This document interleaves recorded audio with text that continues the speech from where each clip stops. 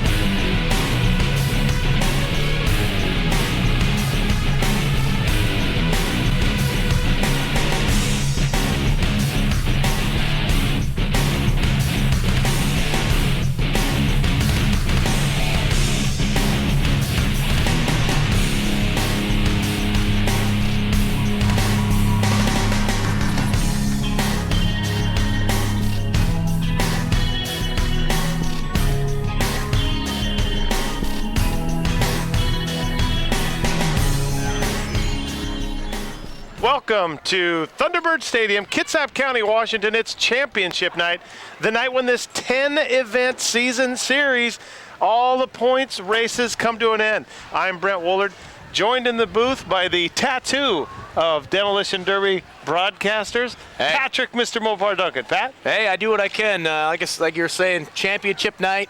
We got a few races still need to be decided, so it's anybody's ball game tonight. All right, we'll get into the specifics of where the championship points are here in a moment, but first, let's meet Ken Nelson, our field reporter for this night. Ken, joined by a Tribble from the set of the old Star Trek TV series. Ken, go ahead. Thanks, Brent. Great chance last time of the season to lose some hearing and get dirty. All right, Ken, thanks up. We'll be checking in with him periodically throughout the evening. Pat, big car points race. Kind of a weird phenomenon in both big and mini car points races where first through third are a lock. There's like a 20-point difference between third and fourth place. Go ahead. Well, you know, the big cars this year has been Dale Avery Jr.'s year. He's won most of the finales. He had 4 in a row going. He's the leader with 89 points. Second place, Kelly Enzer, who I'm sure has won the most of the actual races, not winning a finale, but getting most of the races done. He's in second right now with 66, trailed closely by the Hookman, Dave Haro, 6 points behind, so we'll watch that battle as the night goes on. And then Don Olin, your fourth place competitor, he's all the way down at 38 points. So Haro at 60, his brother-in-law, Don, at 38. So top 3 are pretty much set. Well, quickly on the points here before we introduce these cars coming out. Pat talked about the points. Again, 89 points for first place, Dale Avery Jr. 89 points he's accumulated through 8 events this year. Points are not easy to come by. You get 1 point for entering a race, 2 points for winning. If you enter a special event, it's 2 points for entering, 2 for winning. And if you take first through third in a derby, actually first through fourth in a derby, it's 4, 3, 2, 1 points plus 1 for entering. And that's why Dale Avery had such a big lead, because he won those 4 finales through there. So. Absolutely. All right, the cars are coming out here for the first event of the night, the Trophy Dash. The top 12 in time trials during the Trophy Dash get a chance to race in this $90 race. And in the lead is 29, Rodney Rodriguez. 88, Ken Richardson. 121, Clayton the Rooster Corey. 70, Mikey Tonka Martin. 130, I see Travis Kowalski. 747, John T. I looked at his last name, I'll go with T. Golf T, I don't know. 40, your father, Pat, Rick the Flip Duncan. The 143, Heidi Zanolini, that's Dave Haro's daughter. The 42 of Stephen Sven Melseth. The 5, is that Renfro? That's Nixon. That's Nixon. The 05 is Nixon. The 5 is Rodney Renfro. Nixon in this race. 43, bringing up the rear, Eric Hillbilly Nielsen. Eric and Sven both getting new motors in the last 48 hours. Yeah, we put a couple in the last couple nights. I was kind of just the assistant. They did most of the work. But as I look across this field here, I'm stymied by the absence of one crazy Kelly Enzer. What is going on here? He's been one of the top guys out here all year. yet he failed to qualify. There's only 11 cars, Pat. There should be 12, which means somebody had mechanical failure after the time trials. That might be the answer to your question. As I look back into the pits, I see 5 dudes with their vertical smiles showing, hanging over the hood of Enzer's car, which might mean that $6,000 motor might have just met its maker. Tough luck already for Enzer, but the top 11 are out here. Now, when they draw the numbers for the 2 dashes, the big car and mini car, they do draw 2 alternates. Don't know why we're having a problem getting that last car out here, folks. But looks like Kelsey's going to get him going around here. There's Kelsey Payne, the great flagman from the KDDA. The cars are coming around on the pace lap. One of the twins, the Rodriguez brother Rodney, is your pole leader. Ken Richardson also in the front row. And Kelly's dropping the green flag and we're underway. Championship night 2008. All right, so already now, the Rodriguez, that's Rodney. He's got a huge lead. But Tonka Martin has got him on a line. Let's see what Tonka can do here. Rodney Rodriguez in his second season, currently in 10th place in the point standing with 28. All right, down into turn 3. Here goes Rodney. There you see Hillbilly. He's going to get kind of in the way a little bit as he was taken out by John T. Over there in turn 2, I see Rick Duncan is one of his wheels is seized up. Martin spinning out. Rodriguez in the 29 is your leader. Being chased by Eric Hillbilly Nielsen. Hillbilly is a lap down, but he's not shy of contact as he's going to send the rookie over into the soft stuff. That allows Tonka Martin, the 70 car in that shocker Mopar, to gain the lead. Now you see John T. and Sven Melsev coming in here. We still got a lot of racing to go. Sven is up into 3rd place. Martin is dead now. Martin is dead. That allows Rodney Rodriguez and Sven Melsev to come by. John T. right there, blown front right tire. And I believe Rodriguez has regained the lead, although the judges are talking about it. Yeah, it is Rodriguez in the 29. Sven Melsev in the 42 is 2nd. And I believe Ken Richardson in that green 88 is in 3rd. All right, let's see what the Duncans do here. You got Hillbilly running some interference for Sven. 1 lap at a time. I see Kelsey's got the white flag out. It's go. Nope, he's just got it perched. There's 5 laps to go. Digging hard into turn 1. Rodney Rodriguez. The lead is getting shorter and shorter as here comes Sven. Rodney is able to go to the inside of Hillbilly here. But that, Rick Duncan is sitting dead. That allows Sven Melsev to cruise by. Eric is going to be one of those guys that won't let anything go. As you see him and Sven mixing it up. 3 laps to go for Steven Sven Melsev in the 42 car. Now Eric is a lap down, but you can see him going into the corners. He's trying to take out Sven. I don't know if he'll be able to catch him though. Looks like Sven is got that new motor running good. 2 laps to go for Sven Melsev of Team Duncan. We'll have to do some stat checks on this, but 1 lap to go here for Sven. I think he might have won more dashes this year than Crazy Kelly. If he can hold it together for the final half lap. Whoa! Nuclear holocaust of Nixon.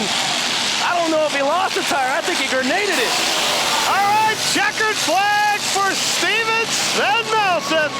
It is 8th season racing out of Paulsville. There'll be some talking tonight at the bonfire, Pat. Well, I don't know if we'll be talking, but we'll mainly be having a couple of ice-cold Coca-Colas. Exactly. Boy, some real mayhem in this first race as you have, I see Ken Nelson running out onto the track. You have the 747 of John T. It looks like he may have blown his... It's an upper ball joint. That's going to take him a while to fix it. Those are Imperials. I don't know if he's got another one. Then you see the tire there of the 5 of Nixon. And Ken Nelson is queuing up Sven right now as we speak down on the field. How you doing, Sven? Not bad. Hey, great race. Thanks. It was fun. Car's not running super good, but it was fun. Not running good? No. Did you have a new engine in there today? It is. Brand new. Put it in 2 days ago, so. All right, well, great job. Great race. Thank you. Right. All right, Ken, hey, thanks a lot. And here comes the gorgeous trophy vehicle, the 1955 Cadillac Series 62. Trophy girl tonight, Amanda Ungren. And Pat, you know a little bit about this caddy. Oh yeah, that's one of the drivers, number 114, Mike Pinky Nordstrom. That's his father's car. You see Pinky's actually driving it right now. I'm wondering, we're gonna have to get Pinky up here later. I'm wondering if you got the nickname Pinky, does it have something to do with a Cadillac and maybe a back seat or? God, I hope so. All right, ladies and gentlemen, that was a great big car trophy dash here. Hopefully that's a sign of great things to come for the rest of your evening. We're going to take a break and come back with the mini car trophy dash. Promotional consideration provided by Advanced Rentals of Silverdale.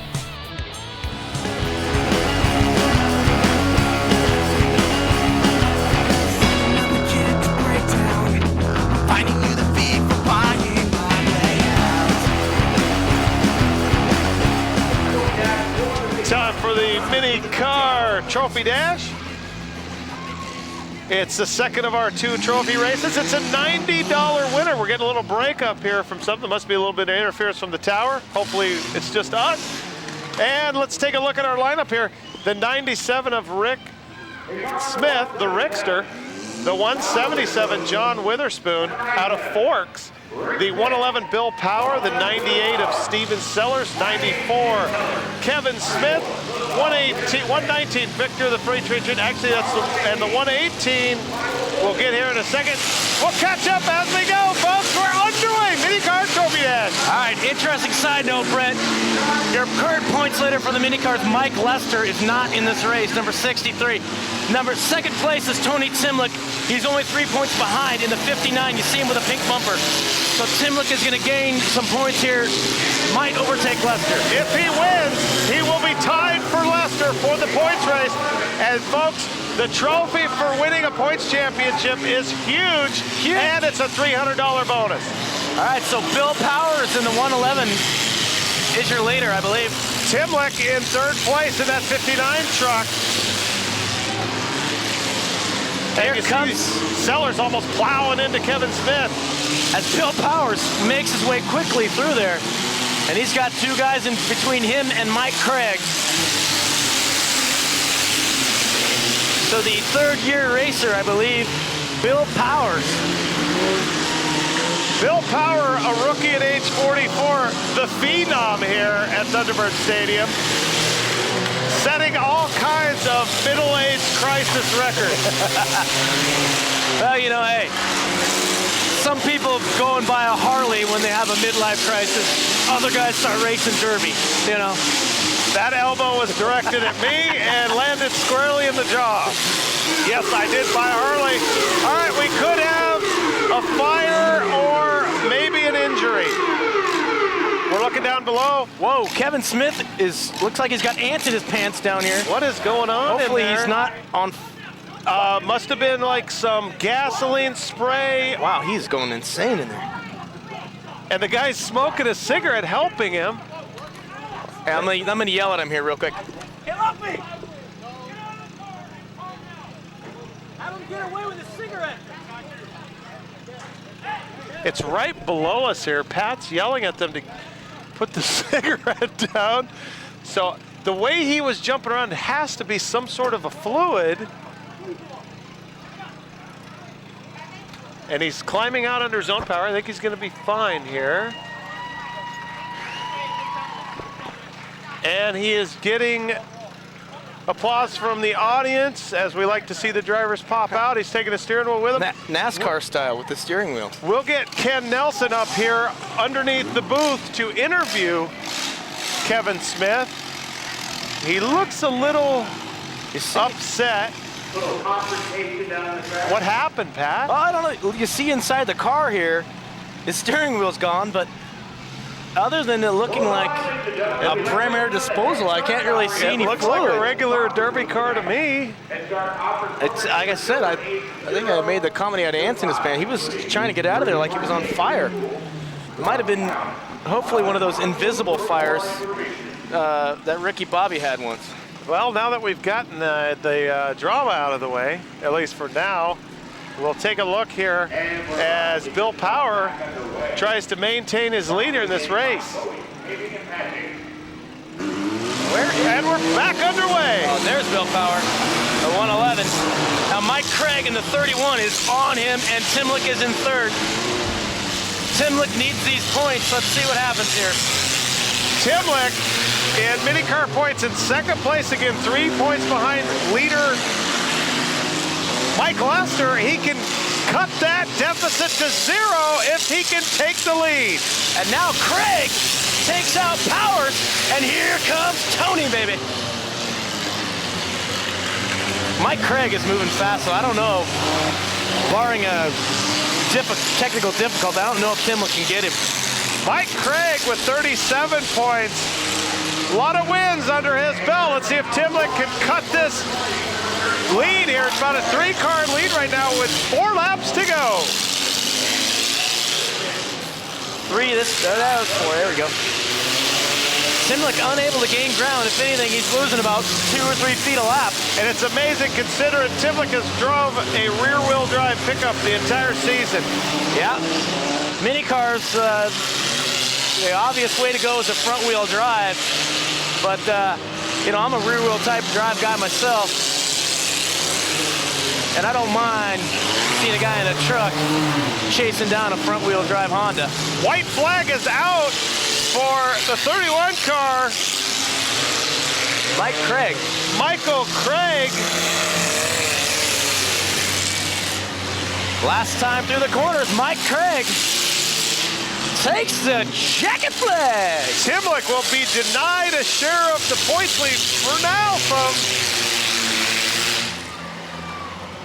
Timlick does gain a point, though. He's only down 2 to Lester now.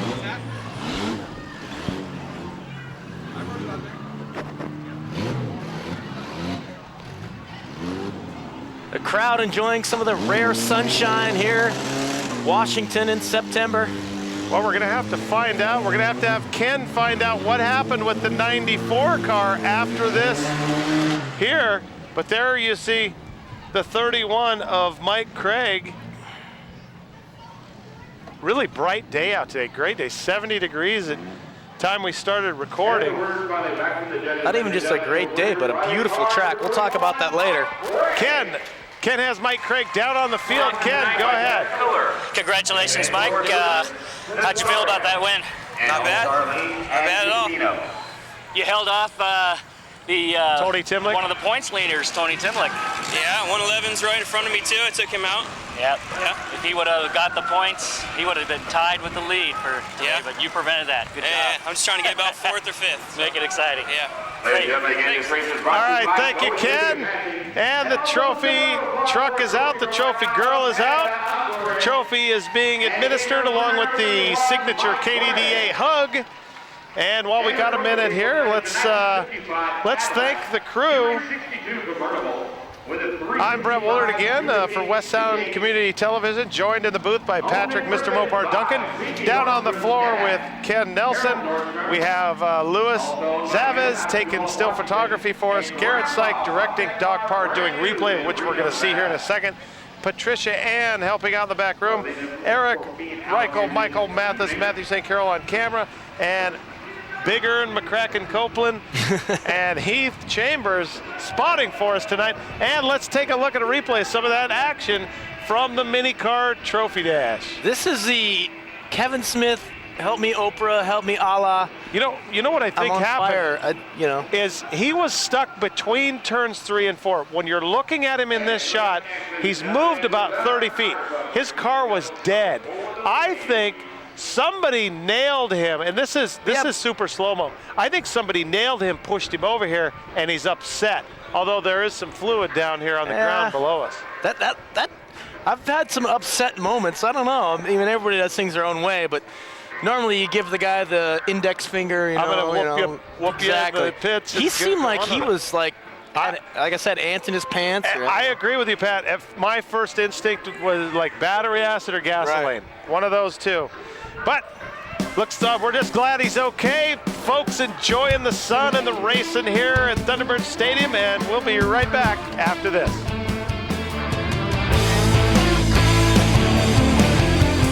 Always Clean Incorporated, locally owned and operated, serving Kitsap County for over 14 years, providing commercial cleaning for office buildings, carpets, and windows. Always Clean Incorporated, days, evenings, and weekends, always there.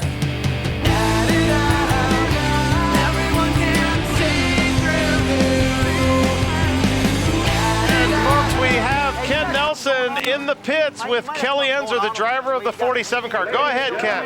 All right, Brent. Crazy Kelly. What happened there when you missed that first race? I had a distributor bolt strip out. I left it loose so we could retime the car after time trials, and we went to cinch it down, and it just stripped out.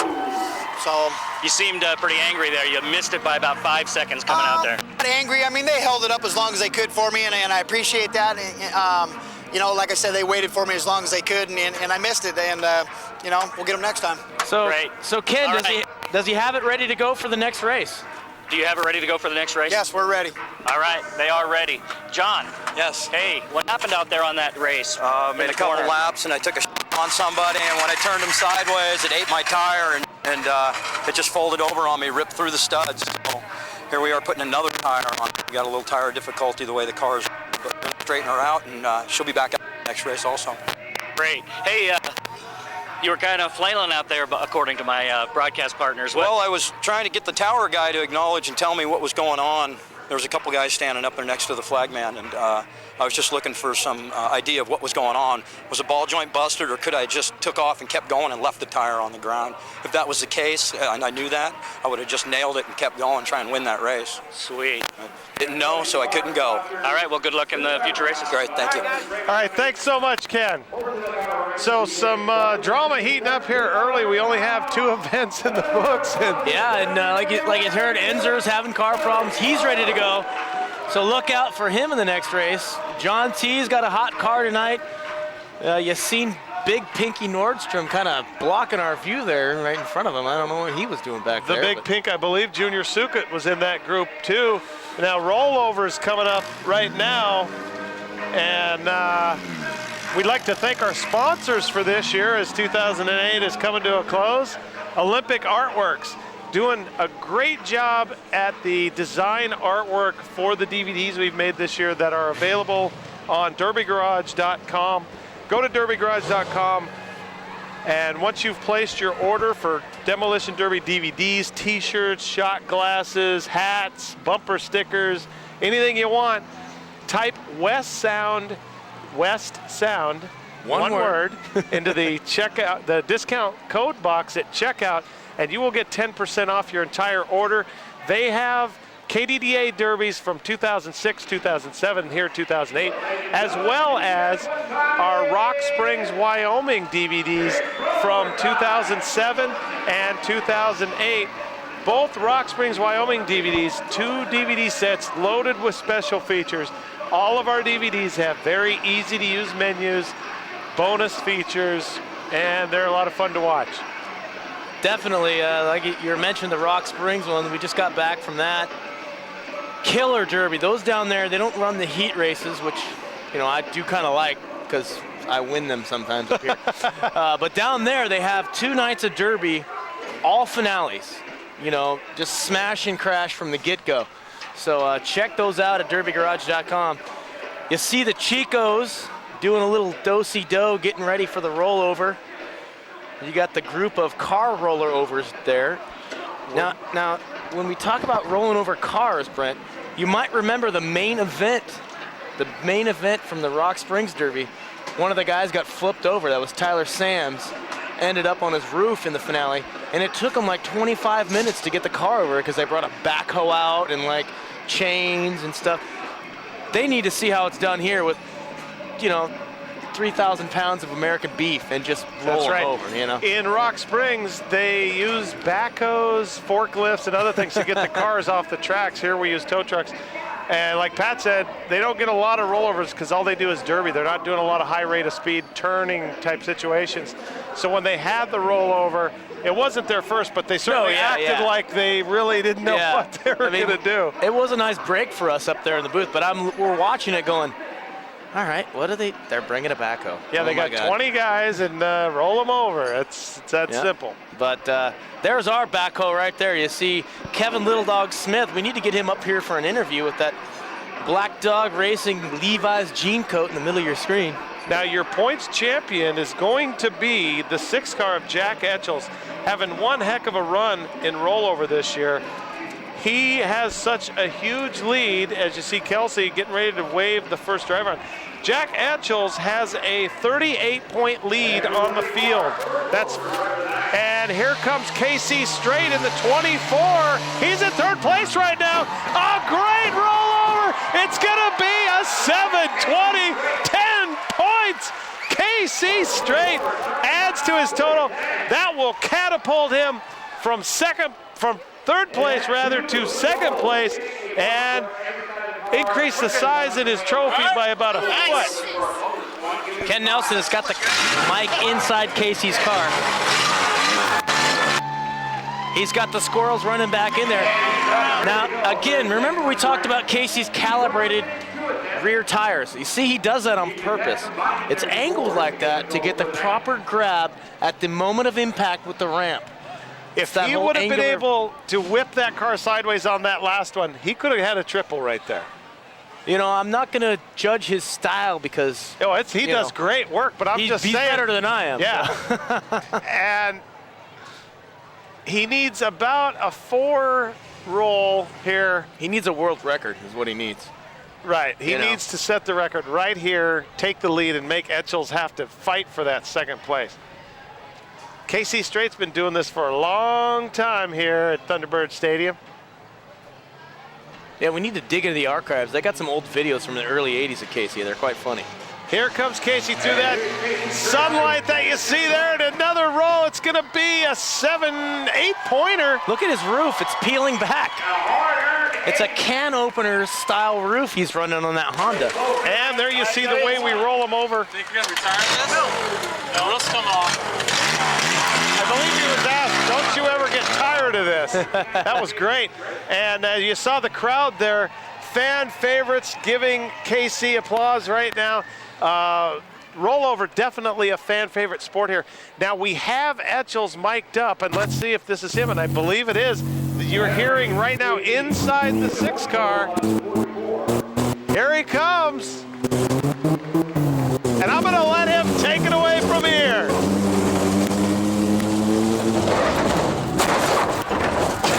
A 360. Let's listen inside. Not right.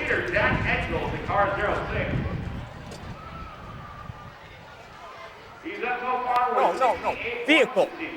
I had a chance to talk with Jack before the events tonight. Said the car was running really good. He will win the points championship. You're kidding me. You're kidding me. I guess he said yeah. The car may be toast. They're going to push him out of the way. But Jack has had one heck of a run this year. Timing belt, I guess. All right, we're going to pot him down. We don't need to catch him. And that's going to do it. The checkered flag is waving. KC Straight. KC Straight will win rollover tonight. Well, we got Rooster up here in the booth with us, but before we go to him, let's take a quick look at KC Straight in that great first 720. And we'll have it here in a second. Rolling car number 24, Well, Rooster, the driver of the 121 car, Clayton Rooster Corey. Clayton, I noticed when you win a race that you give the trophy to a kid in the stands. Yeah, what are you supposed to do? They're here to watch us. Yeah. That's all we get. That's a great give back. You know, in Wyoming, since all the events are demolition derbies and they all use those checkered flags, the kids line the rails after each event, and the driver will go pick a kid to give the flag to. It's really kind of a cool thing. And I think it's a great thing that you give the trophy to a kid in the stands. You're just making another demolition derby driver for down the road. Okay, go ahead, Corey, and say hi to family. And Hi, Grandma. What else do you say? yeah. Hi, Grandma. So, not really in the running this year, points-wise. You had a pretty good run last year. Wait, time out. I am in 7th place. I'm in the top 10. Okay, all right, I'll take that. I got a shot at 4th place overall. What can you do? All right. Well, hey, while you're up here, Hey, Rooster, Brent. look at this. Yeah, go ahead, Ken. Hold on, Ken. I got Corey up here in the booth. We'll get to Jack in a minute. All right. Let's take a look at the replay of Casey in that first. Did you get to watch it? I watched some of it. It's one of my favorites. He's always crazy. Good speed, kind of gets the car turning. More of a straight-on approach, but it ended up spinning a little bit for him, able to get a couple of rolls out of it. What do you think? You gonna try that? I've already tried this one time, and that was enough. One time was enough, huh? Casey keeps doing this. The older he gets, the more rolls he's gonna get. Gotcha. So, Gotcha. one more every year. Well, Rooster, get back in that 121 and win a trophy for somebody, and thanks for joining us. What can we do? We'll have fun tonight. All right, thanks. Thanks, Rooster. All right, let's drop down to the field. We have Ken Nelson with your season rollover winner. Right around the front end there. Jack Etchell. Loop it and hook it. Hey, Jack, how do you feel about your points this year, the win? Well, season points are great. You know, I had a rookie and leading the points for the season's great, but tonight's points weren't the greatest. No, but great run this season. Congratulations on the trophy. Yeah, thank you. That's going to be a $100 bonus check and a huge trophy for taking that season rollover points champion. Jack has really been a great entertainer here at Thunderbird Stadium this summer. Pat? Hey, he's figured out, this might be his rookie season, but he figured out real quick on the proper way to flip that sucker, and look for big things out of him next year. I'm not going to go out on a limb yet, but if I can find me a little Honda, we might have a match next year. Okay, before we go, I'd like to once again thank our sponsors, Olympic Artworks, Derby Garage, also Advanced Rentals of Paulsville and Silverdale, providing the man lift for the camera that our camera 3-man is in, Matthew St. Carol, and somebody banging it down below. It's the us rooster down there. I don't know what he was doing there. He's yelling at me or something. Always cleaning service, and we certainly appreciate them, and we hope that you let them know how much you appreciate them. Call them up and tell them you appreciate their support of West Sound TV Demolition Derby programming. And we will be back with the first big car figure 8 race.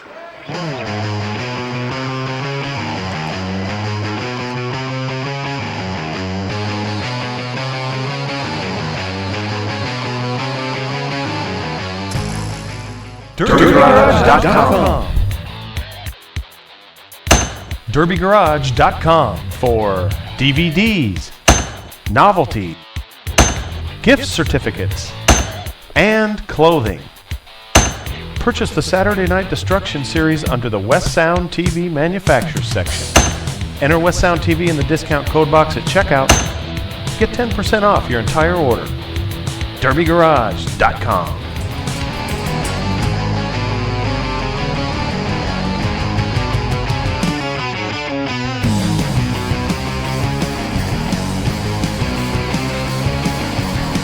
Okay, we're getting ready for this first big car figure 8, but before we do, we have Kevin Little Dog Smith up here, the driver of the 94 car. Kevin, thanks for joining us. Involved in a little bit of fisticuffs earlier tonight. Pretty close. Let's take a look at the replay as Kurt Bratcher, the 85, comes head on.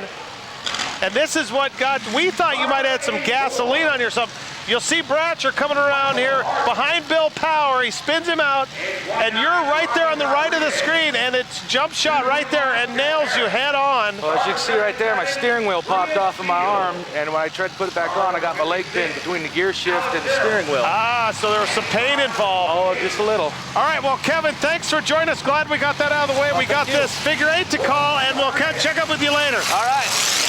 And the green flag, we're underway. First big car, figure 8. Dave the Hook Hero is your leader. You see David digging hard into turn 2.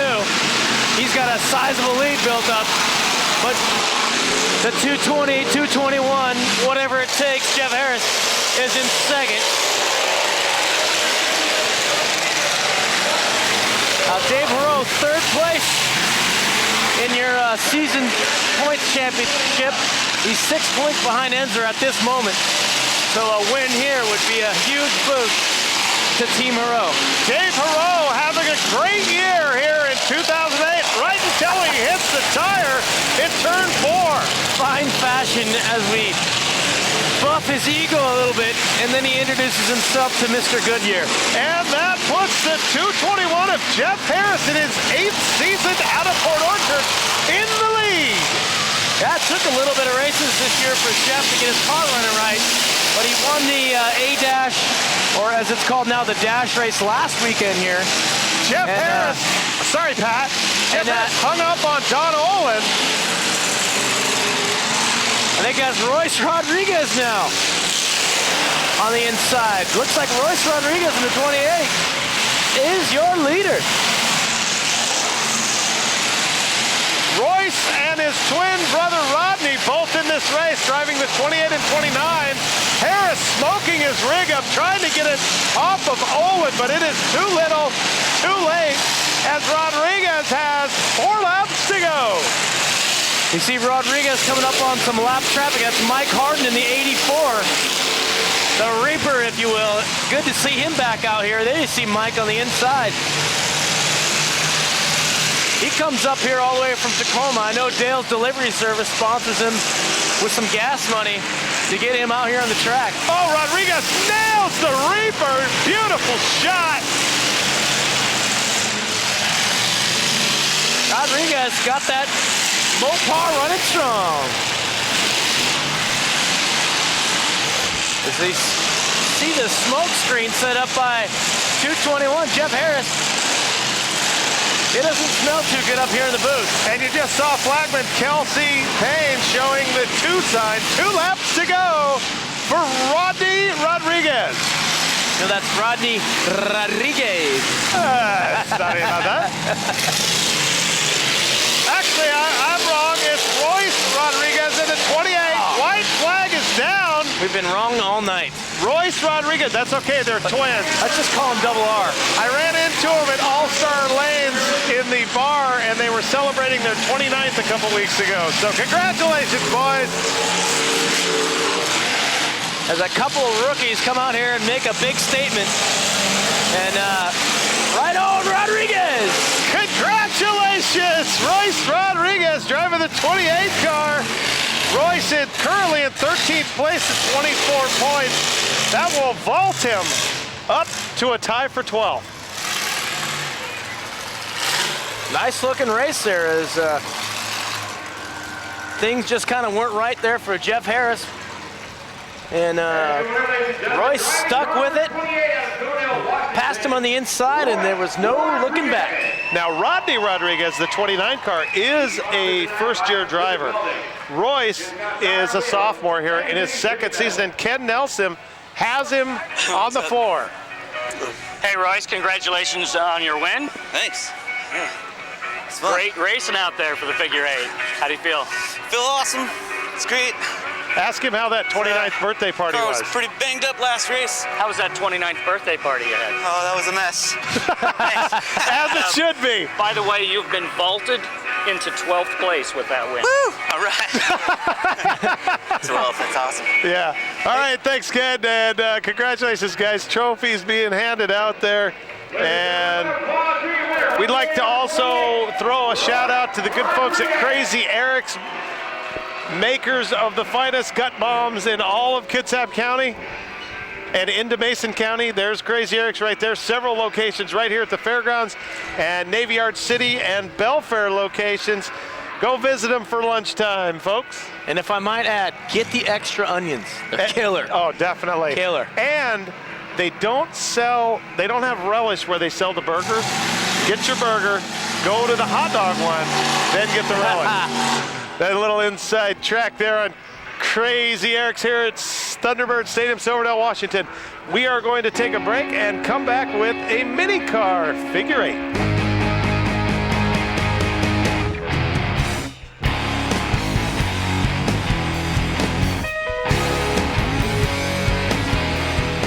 Well, please, Your Honor, you must forgive me. For commercial, residential, or land, ask for the man in the Chuck Taylors. Hoorah!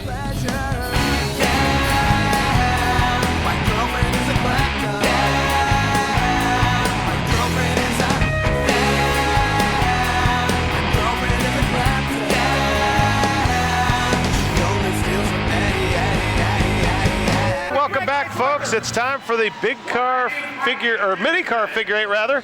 And we have the back room shot for you here as you look at what goes on behind the scenes at West Sound Community Television. There you see Garrett Syke directing, and to his left, Doc Parr. Wave, Doc. Hello, Brett. How's it going?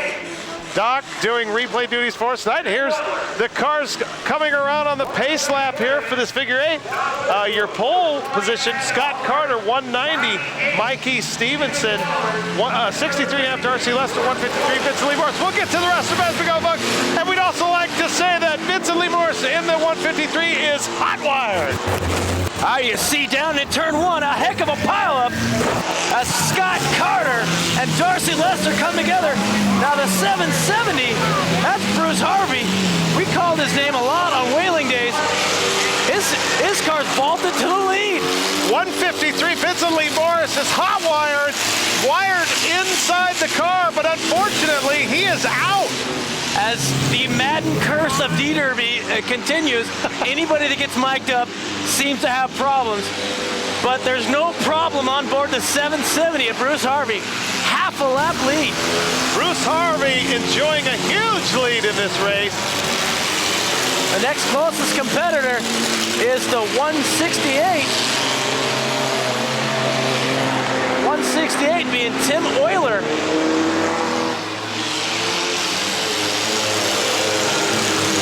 177 lap traffic, you see there. That's John Witherspoon. Well, you can see that 770 car. Bruce Harvey has been in some serious battles. Both I-beams on the doors caved in, more on the passenger side than the driver's side. You'll see it here as he comes around the corner. There's the mail truck. That must be the Blur Rollins in this race. As you see down in turn 1 here, you see that hookup. Carter and Darcy Lester have just created a pile. Vincent Lee Morris is broke free, and now you're listening inside his car with the signature hee-haw. Let's listen in. 153, Vincent Lee Morris is hot wired.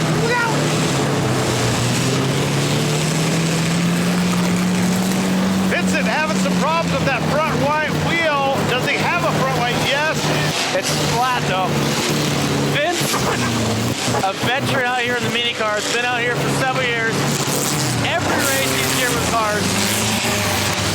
Nice job, Vince. Better luck next time, as this one is all Bruce Harvey, and that's 770.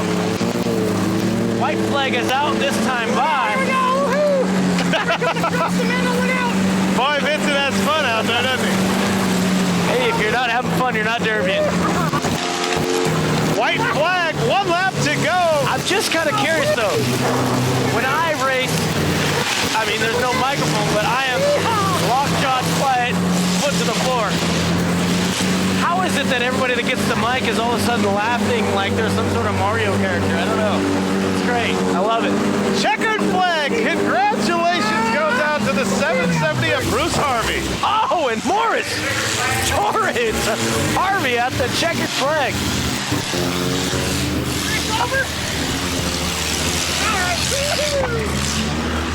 As there you see Morris.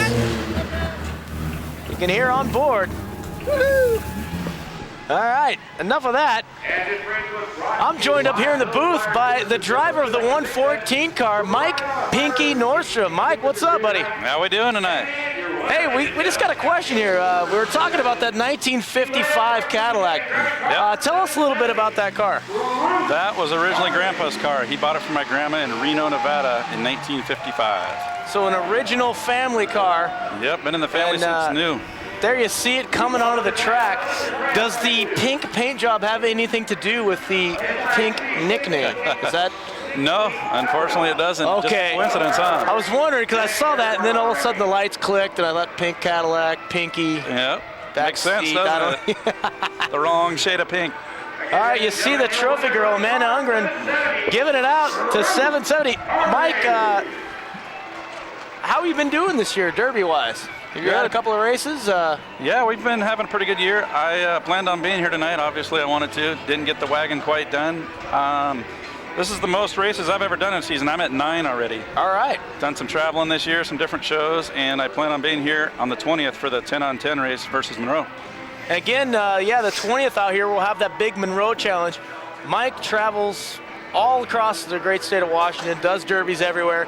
He also supplies guys with cars, myself included. When he's not driving a bus during the school year, he's off hunting cars in the summertime, right? Yeah. All right. That, driving a school bus and a derby car. All right, Mike. Appreciate you having you up here. You bet. We are going to take a break and come back with some more action later. All righty. Take care.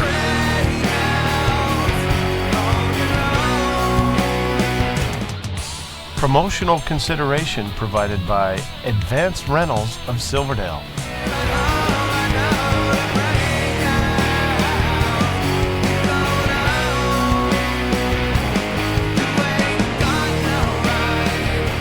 Matthew St. Caro there, camera number 3, as we like to call him here at the track. Couldn't do it without you guys. In the last event, you saw us show the back room. Now we're showing you a little bit more of the backbone of West Sound Community Television. That's Michael Mathis on camera 1. His job is to follow the leader. Eric Reichel up here in the booth with us, gets the corner shot, and Eric, thanks. And also the driver interviews that the lovely and talented Ken Nelson does down on the field. All right, so this is the first big car heat race. You see the cars out of the track here. The 130, Travis Kowalski. The 05, Brandon Nixon. 42, Steve Melseth. 36, Steve Harris. 87, Dale Lumpy Avery Hitman Jr. The old man, Joe Kowalski in the 30. Crazy Kelly and Heidi Zanolini bringing up the rear. Melseth has vaulted himself into 4th place with that win in the A-dash. It's green flag time. Into corner 1 goes Travis Kowalski. Travis Kowalski taking a couple years off. Recharged here in 2008 and spun out by Sven Melseth. And I tell you what, Sven just took one heck of a lead, Pat. He may not look back. Yeah, but his nemesis Kelly Enzer is in 2nd, and Lumpy Hitman Avery is right with him. So we got a long ways to go as Lumpy has no love lost. Coming through 1. Melseth taking it. Lumpy is in 2nd. Enzer is in 3rd. 3 of the biggest, baddest drivers we got to offer in one race. Now, how does that 5 car, Pat, how does that affect the drivers through these turns? Yeah, you see the 5 there, 05 Brandon Nixon. As you'll watch Sven Melseth come through, he's got to take a choice, inside or outside. Melseth elects outside, Enzer elects inside. So let's see how this fares out. Where Nixon's broke down, Pat, that is the place to be, right? That is the line to take. And I saw the 42 of Sven Melseth made a mistake there, and that allowed Kelly Enzer to take the lead. Enzer jumping out into that lead. Not sure what happened down there. Maybe a bobble by Sven. But Joe Kowalski, the Kowalski Cadillacs, Travis is a lap down, but Joe is in 2nd place, folks. Crazy Kelly Enzer in the 47 car is your leader. Looks like the white flag is out this time by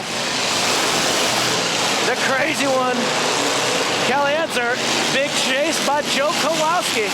And the flaming Cadillac, here comes Joe Kowalski on the inside. Joe Kowalski, Kelly Enzer, who's gonna give? Papa Joe going inside of Nixon, coming around turn 4, and he'll take the checkered flag. Joe Kowalski. Victory was stolen from Crazy Kelly Enzer. The crafty one, last year's points champion, Papa Joe Kowalski. Wow, and as you presented earlier, Brent, with Nixon being dead in the corner, you had to choose inside or outside. And as it came down the last lap, the last corner, Enzer Kowalski, it happened, inside, outside. Nice job, Joe.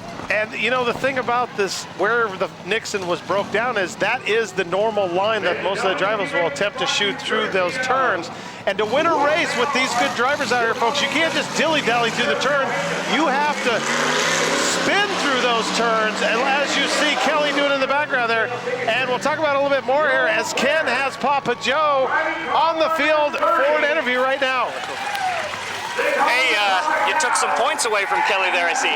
Well, definitely, and he deserved it. I deserved those points since the last points night.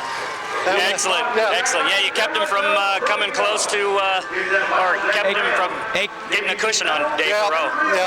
Hey, Ken, ask him about how it was coming through the turn down here. You had 05 dead. It was an inside or an outside. Ask him what his strategy was. What was your strategy in the turn down? Well, try to keep close to the tires, not take it wide like everybody else, and then try to cut across their board chip. So. All right, thanks, Ken. All right, let's take a look here as we see the crafty one, Papa Joe, Papa Cow, stealing victory away from Kelly Enzer as they roll through turn 3 and 4. And here they come, the last half of the last lap. As you see, Kowalski, he got the speed, he got the inside line here. As he pushes Enzer, Enzer has been taking it wide, but he had to make a choice. Enzer had to let up. Kowalski uses Nixon as a punching bag and then shoots some flames out the stack. The short way around the track is on the inside. Even though Enzer's got that big horsepower, it was no match for one Papa Cow.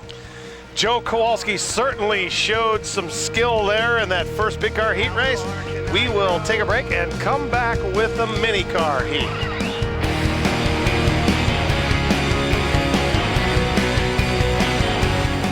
Always Clean Incorporated, locally owned and operated, serving Kitsap County for over 14 years, providing commercial cleaning for office buildings, carpets, and windows. Always Clean Incorporated, days, evenings, and weekends, always there.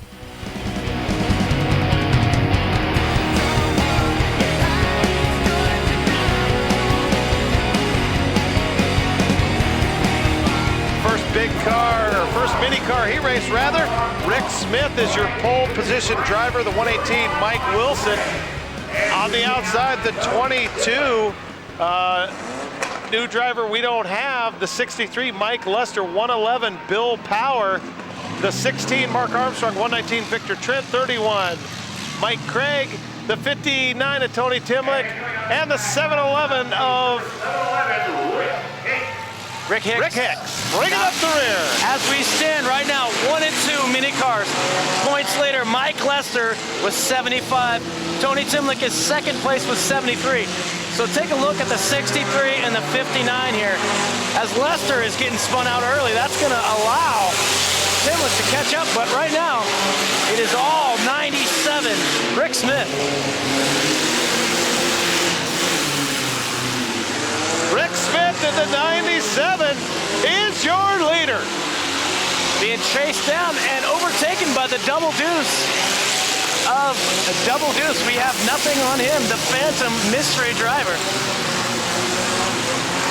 So in fine fashion, the guy we have no information on takes the lead and usually ends up winning these races, Brent. It happens, folks.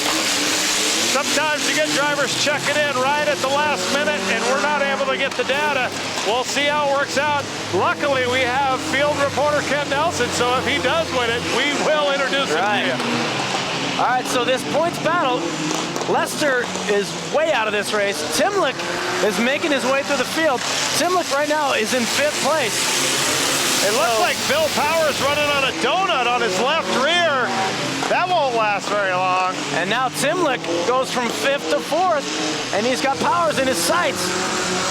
But it is the double deuce.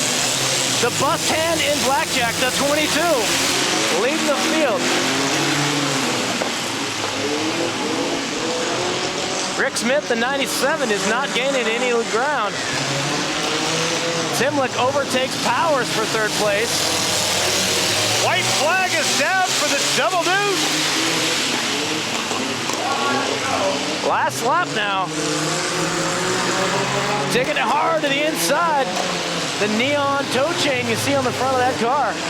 Checkered flag dropped for the driver of the 22.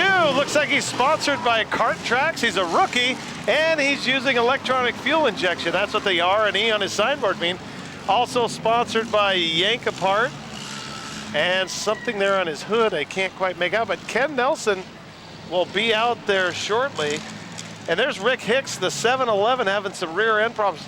Some grinding going on, causing a little bit of friction and smoke. Go Gadget smoke screen. First win of his career, right here in your living room.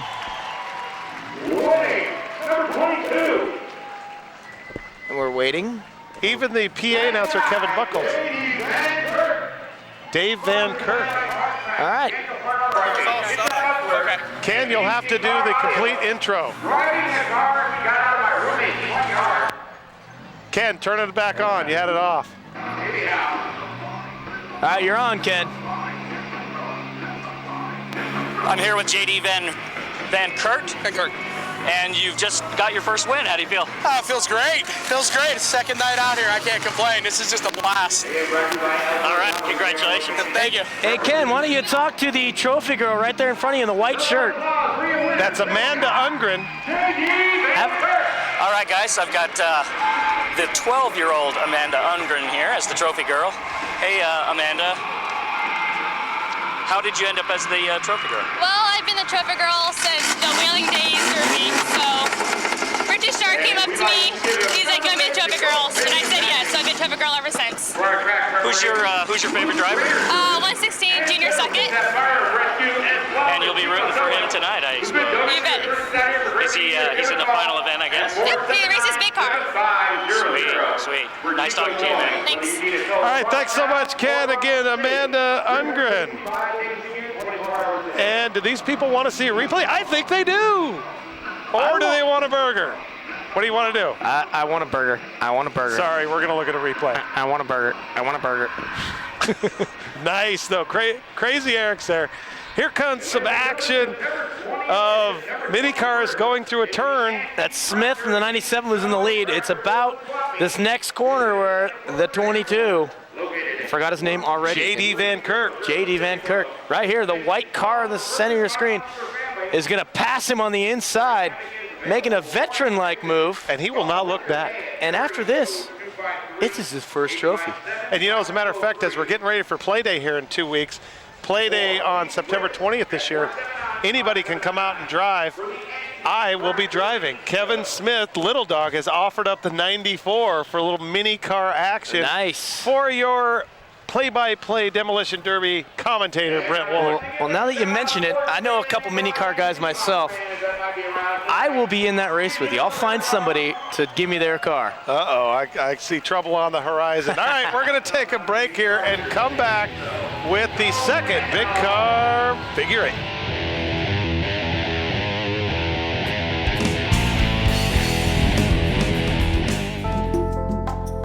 Racecom Electronics, providing communications equipment to military, government, corporate, and special events for over 2 decades. Racecom Electronics, communications on a budget.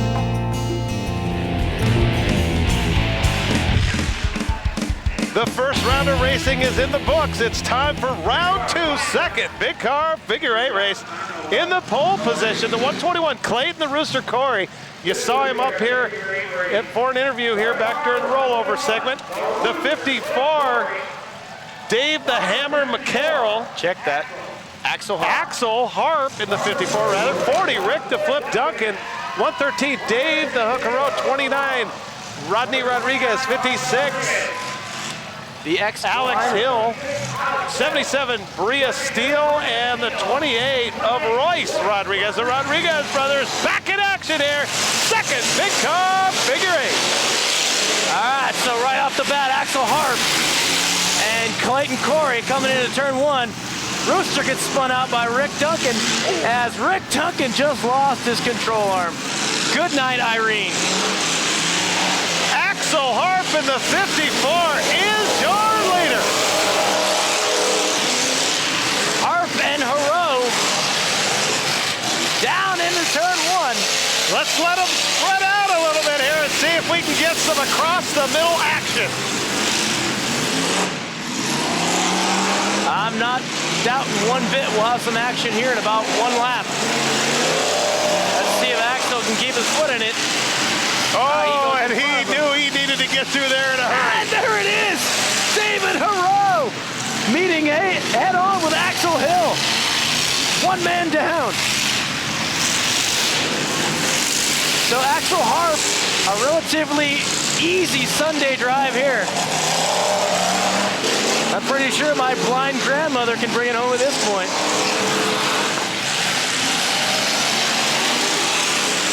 You see the field is completely scattered.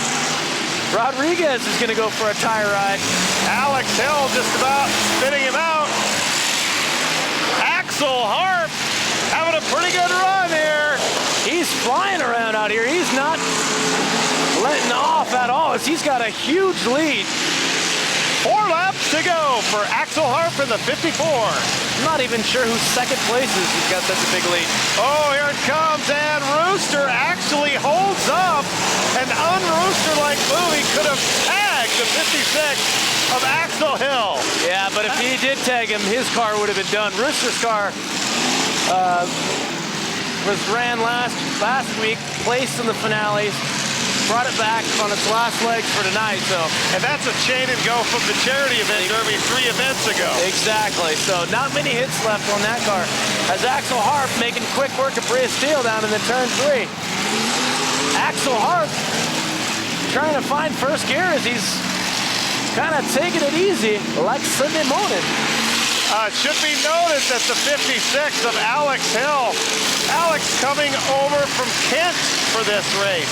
Nice. So our Comcast On Demand is finding drivers from around the area, bringing them in. Axel Harp has suffered catastrophic failure.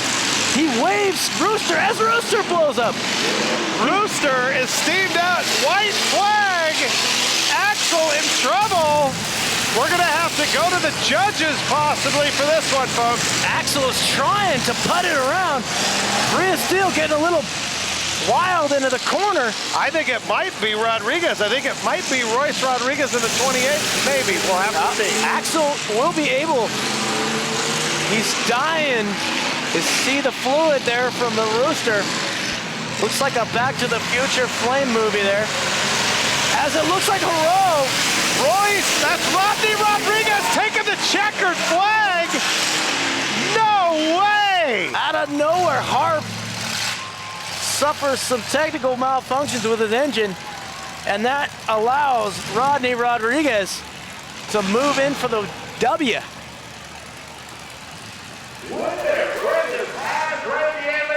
A lot of action. The fans packed in here at Thunderbird Stadium. Second to last race of the season here. Last points race for the KDDA. You see the rookie, 29, Royce Rodriguez. Looks like he's got some sort of Ford product there. Brand new car tonight.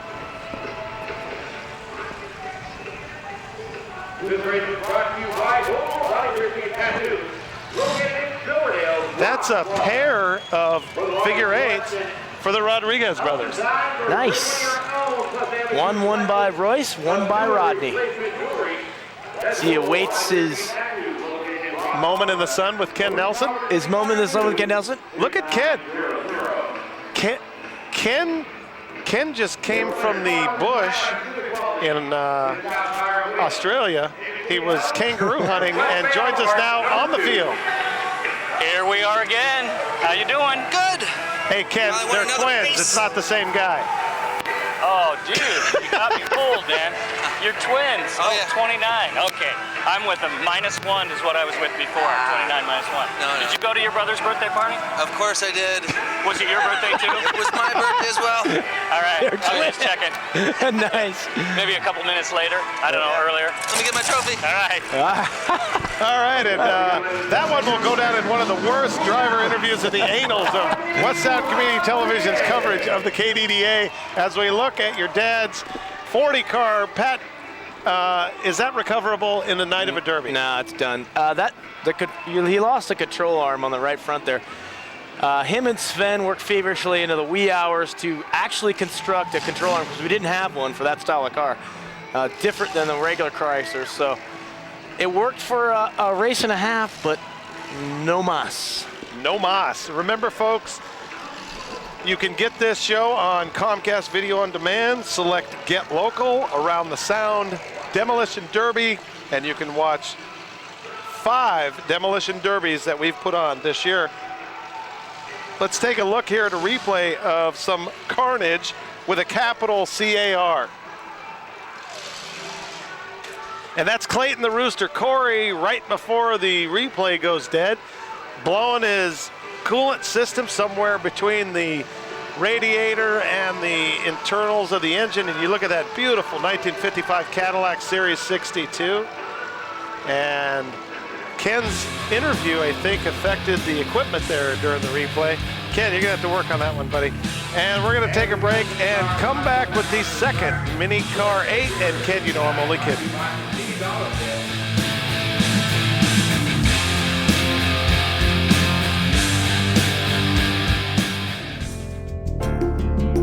Crazy Eric's, drive-through style dining for the whole family, located at the Fairgrounds, Belfair, and Navy Yard City. Nostalgic food, family fun, Crazy Eric's.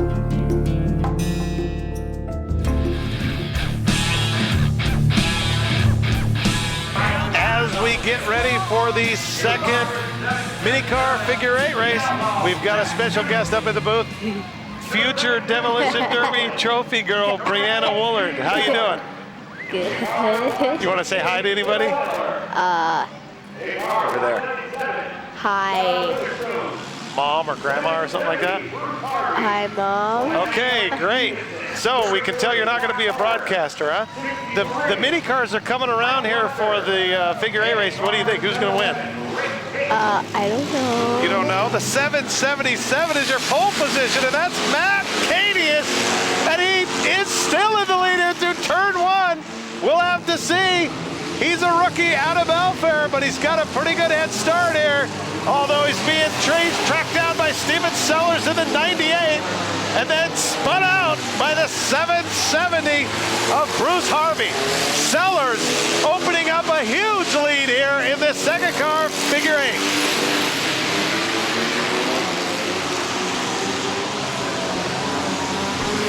Oh. There's a nice shot there, Mr. Sellers in the 98. Going around turn 3, turn 4. And narrowly missing the 33 of Scott Carter.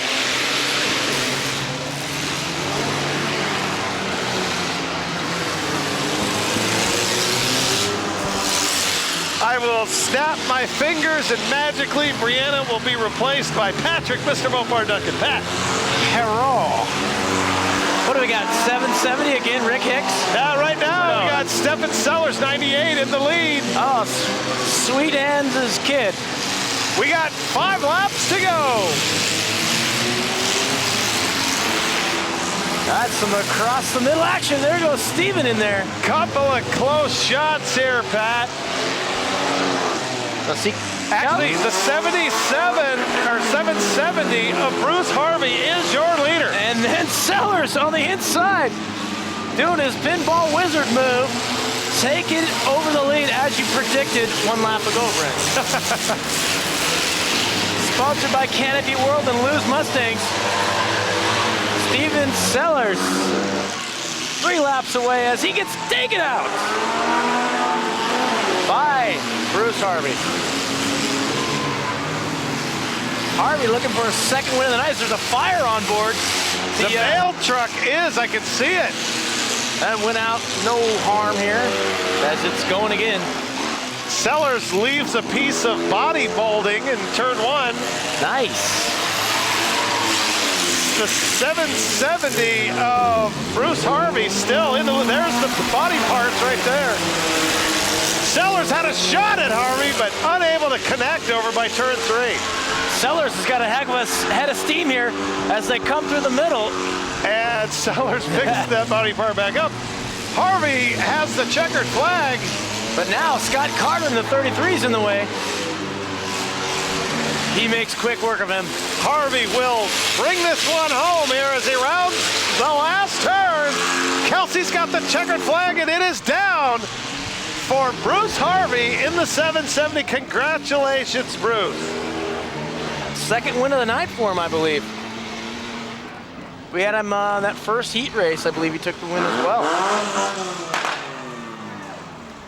Car running good. Look at the locks just flowing off Ken Nelson as he's trying to find his way to the winner. Actually, you know, now that I've retired, I'm kind of digging the long hair thing. Yeah. Not on Ken, I mean on me. I was gonna say, I know how you Submariners are, but let's go down to the field. Ken Nelson, take it away. Hey, congratulations on the win. How do you feel? I feel pretty good. All right, your card looked good. Describe that last few laps. Oh, it's pretty good. Pretty tight racing with the 98. So, you know, feels pretty good. How many wins is that total? total? There's another trophy. There's another trophy for you here from 98's car. It's right over there in the corner. Congratulations. Thank you, man. Thank you, Ken. The 98 again is Stefan Sellers, having a pretty good season. Stefan with trying to find him on the points sheet here. It looks like he's left out. Check that. Stefan Sellers not showing up. Must be a mistake. There he is. Oh, there he is. Stefan, yes. 17th place with 20 points. Let's take a look. We did have a little across the middle action in that last figure 8, folks, and here it is. There you see Bruce Harvey working that wheel across the middle. The whiff on Scott Carter, but look out. The 1-9. Oh, look at that. I guess that's perfect driving. That was some crafty moving there. Which you could not tell by the damage his car has that he is actually a crafty driver. And look at this. What is this, some freestyle gas pedal work going on here? The 777, the Boeing sponsored 777 of Matt Canis. Trying to figure out what went wrong. This could be a new special event, Brent. It could be the start of one of those college, how many kids can we shove into a VW bus wagon thing. Well, we're going to take a break with that and come back with the next event.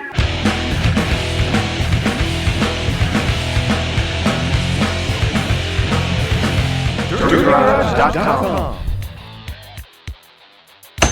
DerbyGarage.com for DVDs, novelty, gift certificates, and clothing. Purchase the Saturday Night Destruction series under the West Sound TV Manufacturers section.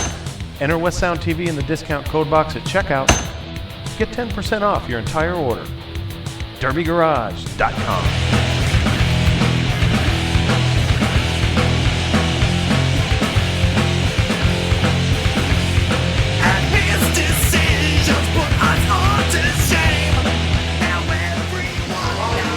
And here you go, folks. This is what the DVDs look like when you purchase them, either here at the track, at the sponsors booth, or at derbygarage.com.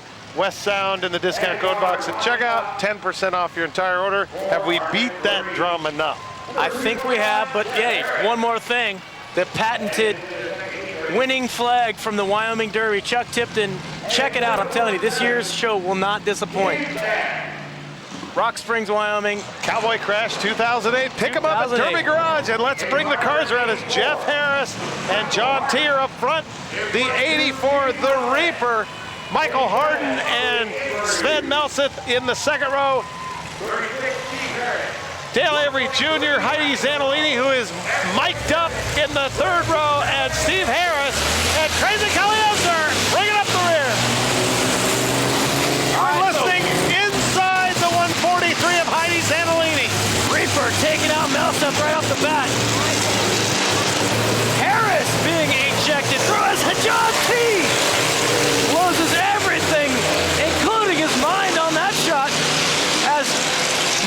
said the seas will part for Dale Avery Jr.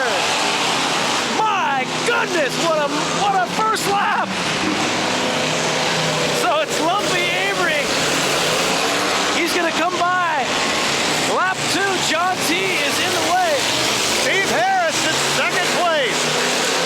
Melseth in third, and Enzer in fourth. Now we've given Lumpy a lot of guff about being the guy that hits everything and stuff like that. But this last year, this kid has learned how to drive one heck of a race, winning several times over the season. So now there's a loose axle. Holy Moses! Mike Reaper Harden went over a rim, axle, and everything down here in front of us. Lumpy being taken out over here. That's gonna allow Melseth to overtake the lead. How's Harris in the 221? Maybe it's Harris. I'm sure he's a lap down. It is Melseth. Sven Melseth taking the lead with 3 laps to go. Now, and you're listening inside the 143, and we're red flag here. Must be a fire. All right, we can hear Handy or Heidi. We're listening inside the car, folks. The 143 of Heidi Zanolini while we figure out what's going on with Crazy Kelly Enzer. Get out here and come see one for real. Better yet, hook up with one of the drivers out here and get into a powder puff or a Pittman race. Actually get out on the field, it's pretty cool. Is she on a cell phone, Pat? I've got her wired up right now. I think she's promoting Demolition Derby. Ooh, somebody, Steve Harris is hurt? It's 87. No, Steve Harris is limping off the track. That is Steve Harris. Okay, maybe he's a little bit hurt. Sorry, Heidi, it's kind of muffled at the moment. We can't quite hear what's going on. We do know that Harris has suffered a leg problem there. He's walking on it. That's a good sign, or maybe a mistake. Well, although he does have the EMS personnel with him, with Ken Nelson too. And if you, in case you ever wondered, EMS they won't run a race without. Kelly, how many laps? Without having an ambulance standing by. And in the event that somebody has to get taken to the hospital, everything will stop until we can get some sort of medical assistance on scene if necessary. And you saw Kelly Enzer there. You heard Heidi trying to yell out of her car to find out how many laps. Heidi again in the 143. Was trying to find out how many laps are left. She is wired up. Kelsey's got the green flag. Here we go now. There's Heidi Zanolini whipping it into the corner. Sven Melseth, a substantial lead though over the rest of the field. 2 laps to go for Steven Sven Melseth. Now this, with a win here, should catapult Sven, who has already improved himself from 6th place to 4th place. This should catapult them solidly into 4th place for the big car points title. As Sven also has an incredible knack of winning on camera night. Checkered flag, Sven Melseth. Are you saying he only brings his A game when he knows the cameras are running? Yeah, you know, what's that old saying? Big time players show up in big time games. Sven with the camera on. And then you heard Heidi Zanolini congratulating him. Thanks so much, Heidi, for letting us join you. Sorry about the breakup there, but when you're moving with those things, sometimes you get a little crazy. Kelly's standing on the roof of his car. I don't know why. So we're going to have Ken Nelson with Sven Melseth. Sven Melseth doing his best Ricky Bobby impersonation out there. Go ahead, Ken. All right. Congratulations, Sven. You always seem to do well on video night. Well, you know, I have to get on TV for all the fans, you know. Absolutely. It's great to see you. Right on. This vaults you up into, I think, a solid 4th place if we got our numbers right. Very good. I was hoping to get 4th. Well, tell him he's got it. Nah, that's for other guys. All right. Congratulations. Thank you. And car number 42 is sponsored tonight by Crabtree Well Drilling. Dino September. We're going to take a look here at some of the capital C-A-R, lowercase N-A-G-E in that last race. Yes, so that's carnage. As we see the wheel blow up here on John T in the 747. 4 wide down the backstretch. You got Reaper, Lumpy. Now here. Right there it is. Look at that. He folds it under the car, bounces on it, blows it up, and he knows at that point, folks, it's over. And there you see the aftermath. Great job by the crew tonight. Getting all that action is if you pull that back in super slow, you would just see that tire explode. Awesome. Well, we hope you're enjoying this as much as we are, and we will see you here after a brief message from one of our sponsors.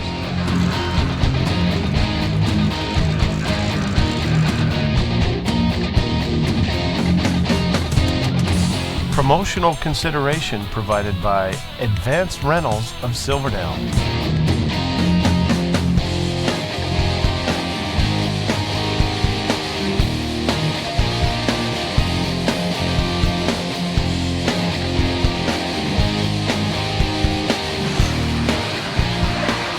Welcome back, and it's time for one mini car heat race. Again, a $30 check and a trophy to the winners of the heats and figure eights. The trophy dash, the first race of the night for each class, a $90 check and a trophy. And then huge payouts tonight for the demolition derbies. It'll be $1,000, $500, $250, and $100 for first through fourth. The cars are coming around. Tony Timlick needing some more points in the pole with Mike Lester 2 rows back. Here we go. We're underway. All right, now you mentioned the season championship points. Timlick in the 59, you see there with a pink bumper, being chased down and taken out by Buckethead. Timlick and Lester are enjoying a heck of a battle. Lester snuck by. So let's see how this shapes out. And don't forget about already winning one tonight, Bill Powers. Bill Power, no stranger to victory here at Thunderbird Stadium as he jumps the loose bumper down there on the field. So he goes Power, Lester, and Mandy Moore, the Mad Mama. Oh, I'm sorry, Amanda Butler in the 20 car in third place. There's that bumper being taken out.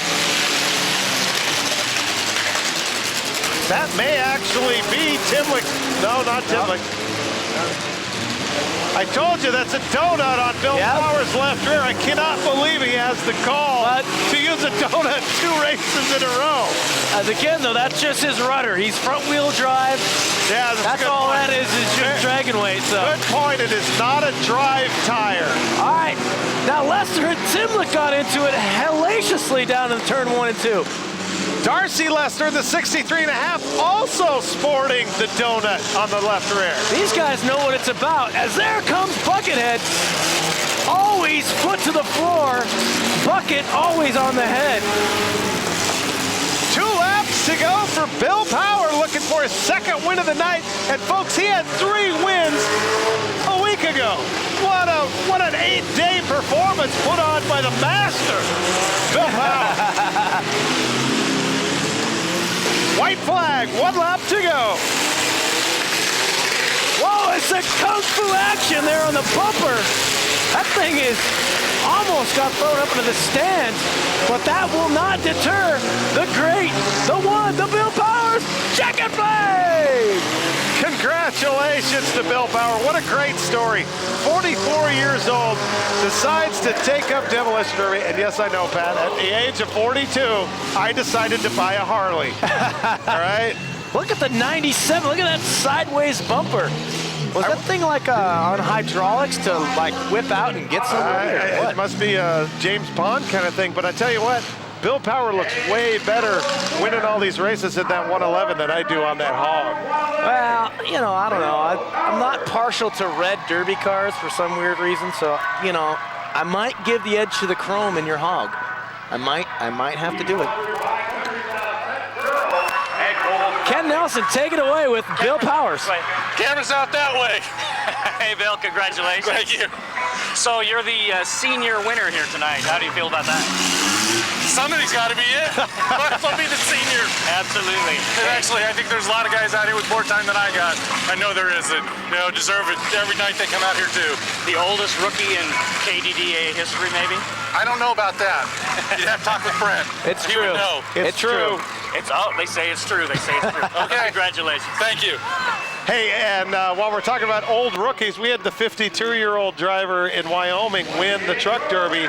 Came up in the booth for an interview with us. Check that out from Derby Garage, folks. Congratulations, Bill Power. And let's take a look at a replay of some of that mini car action from the second mini car heat. This is his integrity test on that donut you were talking about, Brent.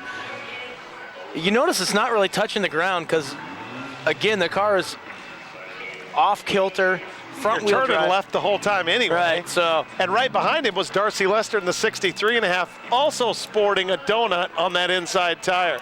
Which works on mini cars quite well. Yes. Big cars, Not so good. so much, Anyway, we'd like to thank Tom McGraw of Q Sound Studios, Scotty Bryan, Robert Neary, Michelle Vanny, Seven Against Thebes, and the Joey James Dean Band for all the bumper music that you're hearing tonight, as well as bands from the website Katavi Arts. Check them out, KATAVI arts.com. Yes, we do have actual recording studios right here in the Silverdale area, Kitsap County, KataviArts.com. Thank you so much for watching tonight, and let's get into that last round of heat races.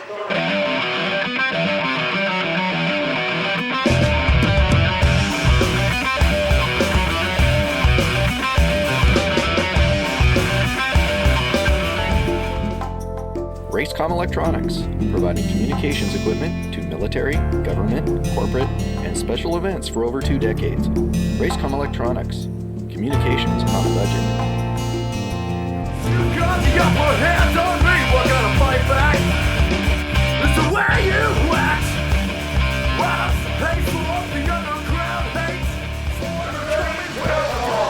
Here we are, the third heat race, and it's going to be a reverse direction race. They line the cars up, and so instead of going left, they're going to go right. You have the Kowalskis up front, the father and son team of Joe and Travis, and we're starting from the starting position.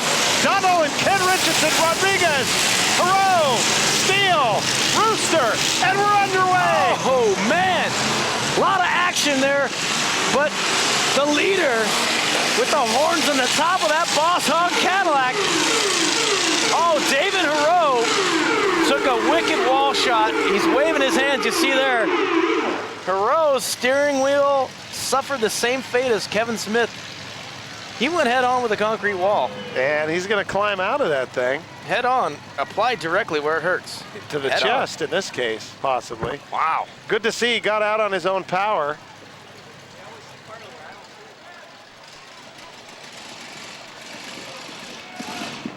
Crew's over there already. You see Kathy Morgan doing it all behind the scenes. Dave Hero having a heck of a season this year. Getting the cheer from the crowd. Everybody loves to see the action, but they love to see the drivers walk away from it. Dave Hero in his 10th season driving out of Port Townsend. Hopefully he'll recover from this and be back to action here, maybe in the next figure 8 or at least in the main event. The leader right now is the 30 car of Joe Kowalski, not the 130 of Travis Kowalski. Joe, the cow car on the far end of the field you see there.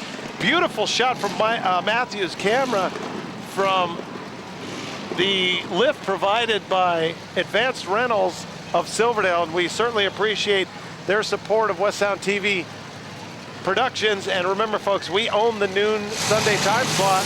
Get ready for high school football coming noon Sundays to you from us, and we're back underway. Joe Kowalski is your leader. All right, Kowalski has won one race already tonight. Olin meets the wall. Olin hit the concrete so hard I thought he was going to crack the wall. Rooster being taken around there by the veteran, Joey Kowalski. He's moving out. There you see Olin coming off the wall, get moving again. A lot of Cadillacs out here in this race, just the way the Kowalskis want it. They are the owner of the Cadillacs out here tonight, as Joe Kowalski knows how to do it. Somebody just blew something. Kowalski coming around, 3 laps to go, says Kelsey Payne, the flagman for the KDDA. Kowalski with a constant fire out of that right stack. Chasing Royce Rodriguez in the 28, trying to lap him here. There you see Joe. He's been racing out here for at least 25, 30 years, I'd imagine. But I tell you what, the 28 Royce Rodriguez in his second season has a pretty good line in these corners. Those Rodriguez boys know how to race. Yeah, I've never actually raced against one that I know of, but we'll see what happens next year. I'm gonna lock some horns with him. You'll know when you race against them. You'll get a little bit of itching, some swelling. And white flag for Papa Joe, and now the checkered flag. Congratulations, Joe Kowalski. Look at that stack fire there. Second win of the night for Papa Cow. There it is. Look at that. He's going to roast some marshmallows with that. Now let's talk about a stack fire, Pat. Why don't you tell the folks at home what that's all about? Yeah, basically, you see the stacks, or which is the exhaust, which comes off the heads out the hood. A lot of guys like to run them up that way. Just sounds cooler, and really, it's not a derby car without stacks. When you're dumping excess gas, it's not getting burned off in the cylinder. They come up and, you know, kind of ignite out the stack, if you will. So that's what the fire is. It's not really anything to be worried about, a caution ways. It's just the stuff you would see in every car, except you run a muffler system the entire length of the car, so you never get to actually see the flame, right? Yeah, to a point. Normally you like to ignite all the gas in the chamber, but you know, some of these derby cars, right? Right. So let's go down on the floor here to Ken Nelson and Papa Joe for his second interview. Turn it on, Kenny. The on button. There it is. All right, let Joe get his trophy first. We're having technical difficulties. See Kowalski. Ken, I hate to say it, but it's the batteries are shot in the receiver up here. Apologize for that, ladies and gentlemen. Congratulations anyway to Papa Joe Kowalski on his second win of the night and another fine season again. Last year's points champion, Joe Kowalski. We're going to take a break here and come back with the next event.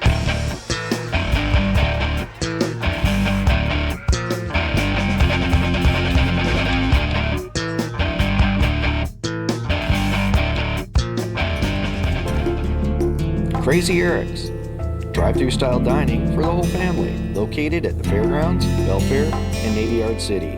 Nostalgic food, family fun, Crazy Eric's. Believe leaders are tame, loads and saints. Welcome back, folks. You're taking a look there at the Happy House. All kinds of family fun here at the KDDA. Good day to come out, nice weather. Bring the whole family. For the youngsters that aren't interested maybe in Demolition Derby, you got the house to play in there. They do all kinds of neat things. They do body tattoos on the scene. Not tattoos, but the paint on thing. You know what I'm saying? Oh, yeah. A lot of fun here for everybody as we get ready for this third and final mini car heat race. And we are underway as the 177 jumps out there. Usually John Witherspoon driving that truck. Digging hard in the corner. You'll notice again this points battle we've been talking about. Lester will pick up one on Tim LeCaire as he is in. We have the 770 car wired up. That's hot wire. Bruce Harvey. The 770. I believe the 711 is hot wired, Pat. Oh, we'll figure it out. All right, well, it is the 711. You're right, Brent. All right, the 177, that's John Witherspoon, is doing battle right here with Mike Craig. We've already seen Mike Craig win one tonight. John Witherspoon out of 4.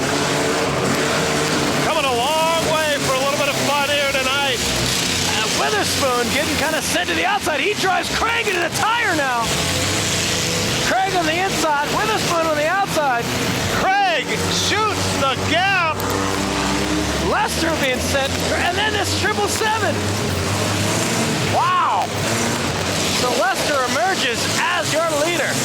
Mike Lester, if you remember from our Best of 07 DVD, involved in one of the top 10s. A classic rollover. I think I might have said Lester, but it is Mike Craig.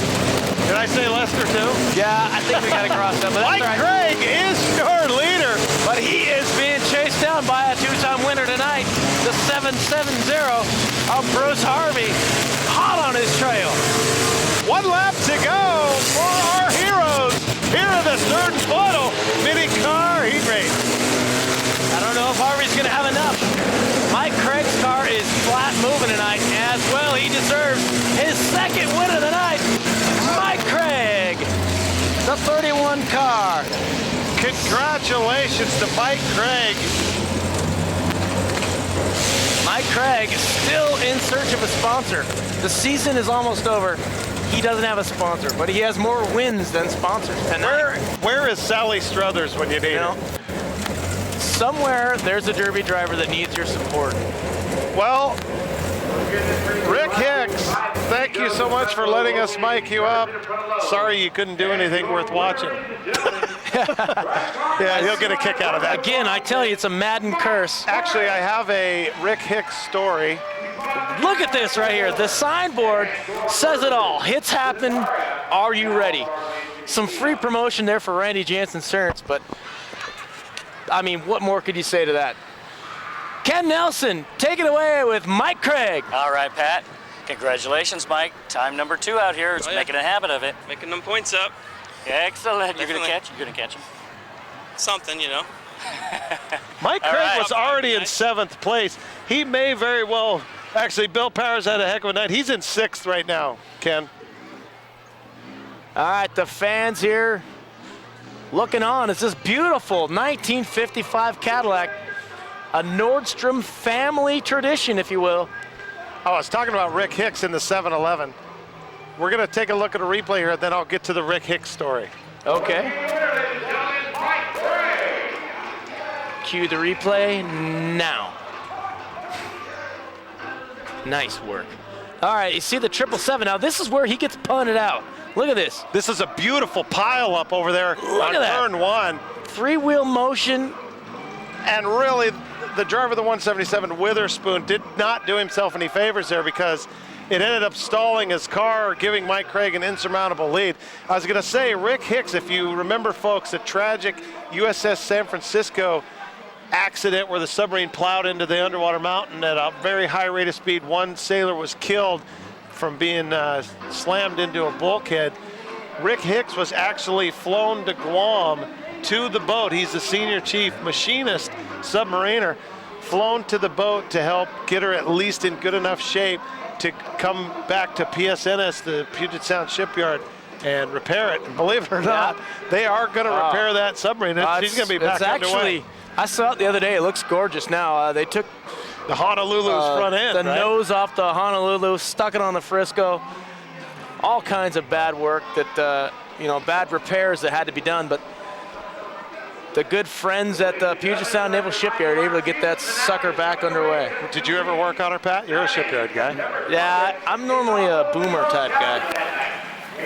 Well, it was a pretty tragic accident, and glad to see she's going to be getting back underway. What a gorgeous shot there. The kid doing the Michael Jackson robot dance circa 1987. Is that the Great Pumpkin? Charlie Brown. I was not going to mention it's a Halloween demolition derby party. We're going to take a break and come back with the next event.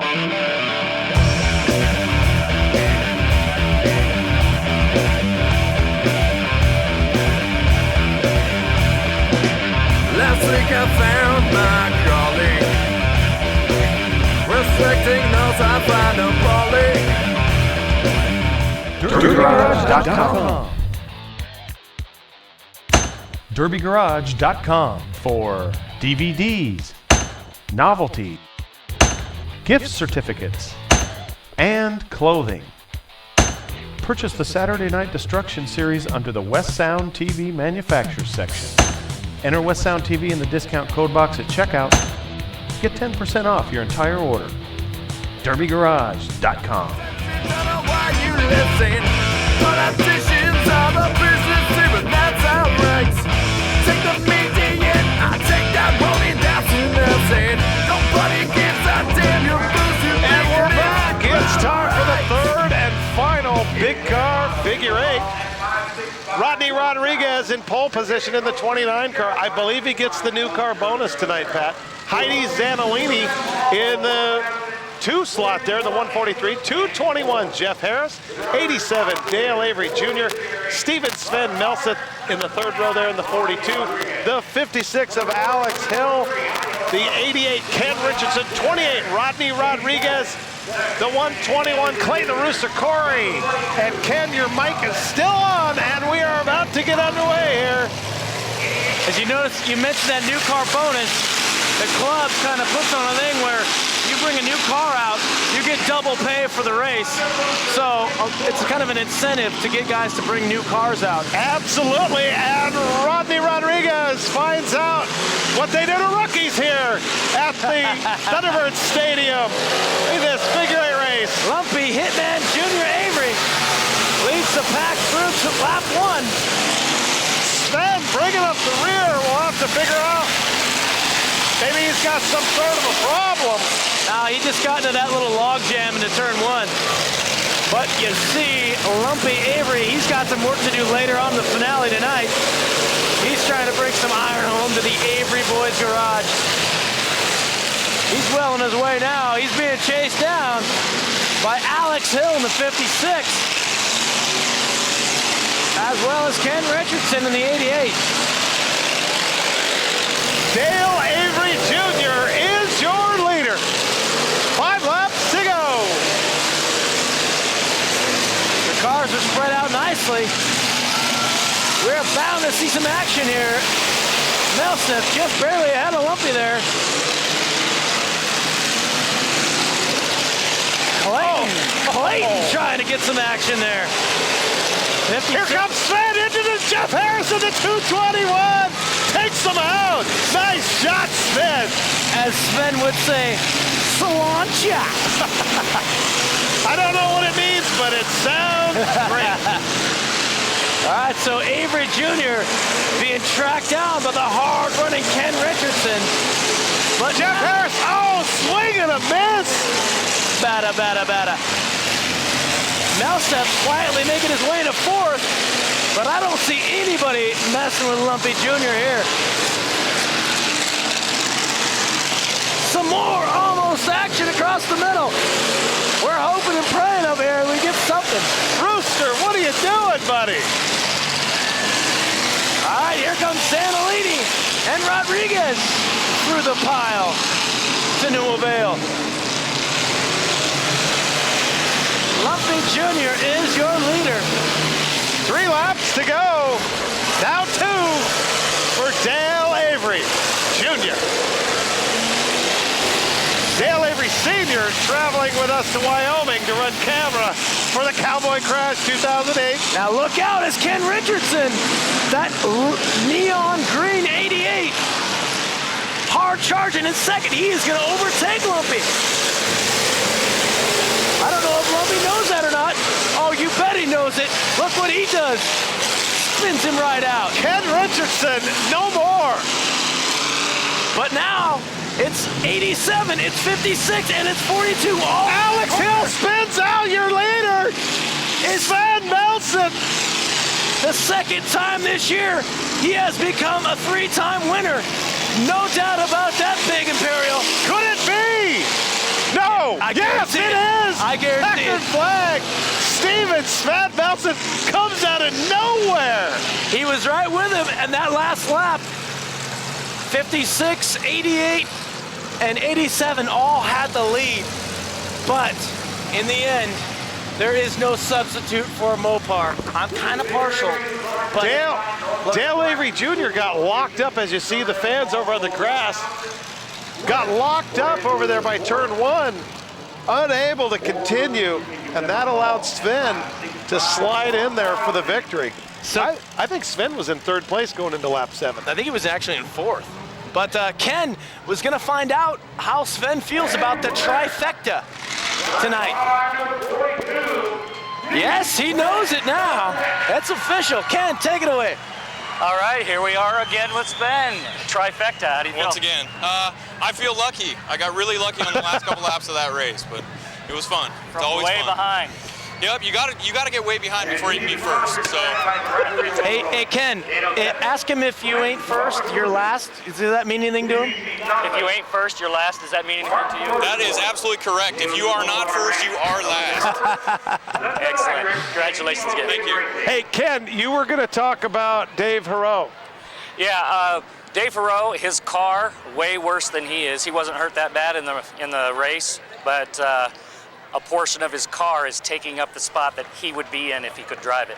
So his car is out then, Yep. but he is good to go. Absolutely. All right, well, glad to hear that. Thanks so much, Ken. Yep.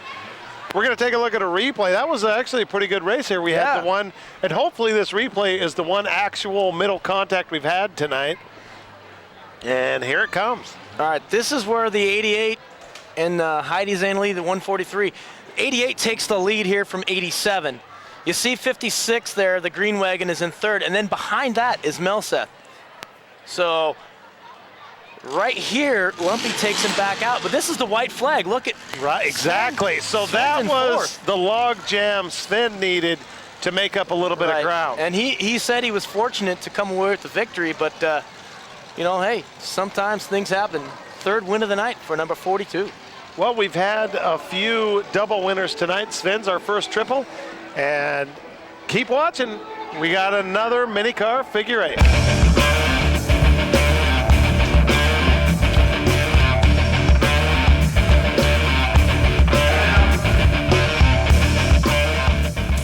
Always Clean Incorporated, locally owned and operated, serving Kitsap County for over 14 years, providing commercial cleaning for office buildings, carpets, and windows. Always Clean Incorporated, days, evenings, and weekends, always there.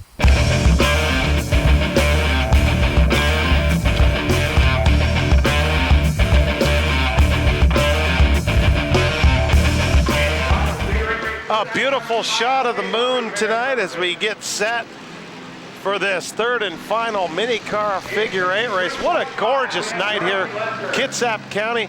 It was 70 degrees when we started shooting. It's 66 right now. Not a cloud in the sky, a little orange glow on the horizon. You got Darcy Lester to lead. J.D. Van Kirk in that 22, 111 Bill Power, Tony Timlick, 20 Amanda Butler, 63 Michael Lester, and we are underway. And Darcy spaced out, thought it was a heat race. Speaking of spaceball, ouch, that could have been bad. Yes, it could. And that allows Van Kirk, once again, our rookie first-time winner tonight, to take the lead, but Bill Power makes short work of him. And Tony Timlick into the lead. Oh, second place behind Bill Power. All right, Timlick is in a heck of a points battle again with Mike Lester. Lester and him have both amassed 5 points so far, but if Timlick could get a victory here, it would do wonders for his points title. What it's going to come down to, Pat, they're both getting 1 for this race. It's going to come down to that main event. And no question. You're right, and I saw the cars in the pits today. I did not see Lester's finale car. I know he's got one. It's probably the one he's racing. Timlick's got a Pinto out there that's quite used up, I think. So we'll see what happens later on.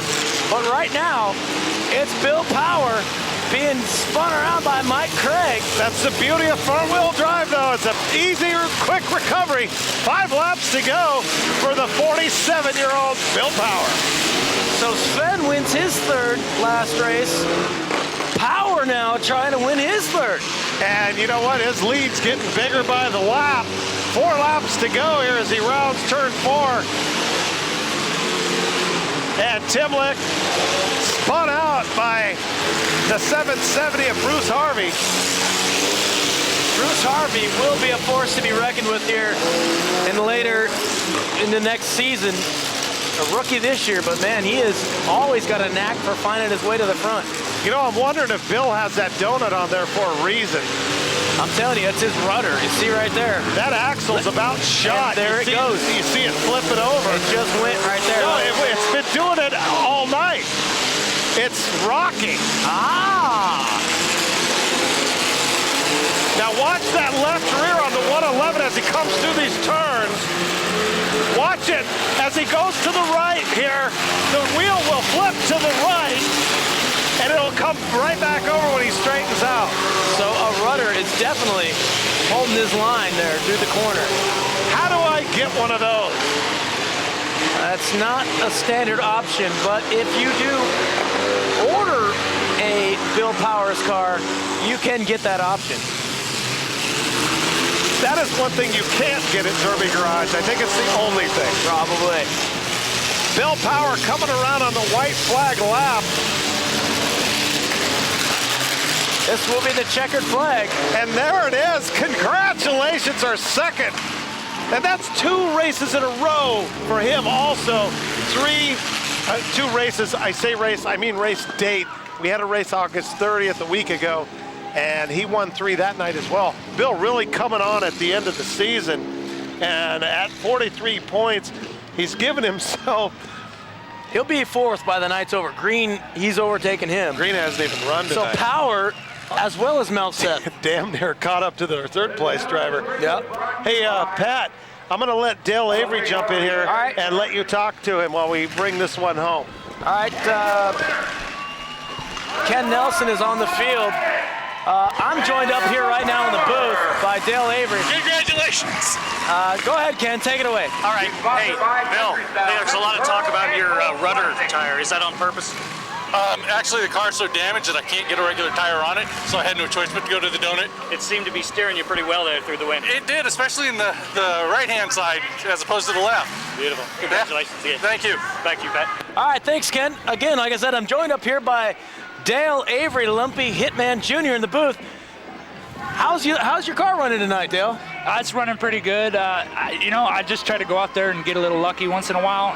You win some, you lose some. And not only have you done all right tonight, you've got a car saved for this big main event. All the money on the line. Tell us about that car. Well, it's a 75 4-door Caprice Chevy. Me and my dad and my pitman and Clayton, we built it. Should be pretty tough. We'll see if we can give her a good run in the finale. Definitely.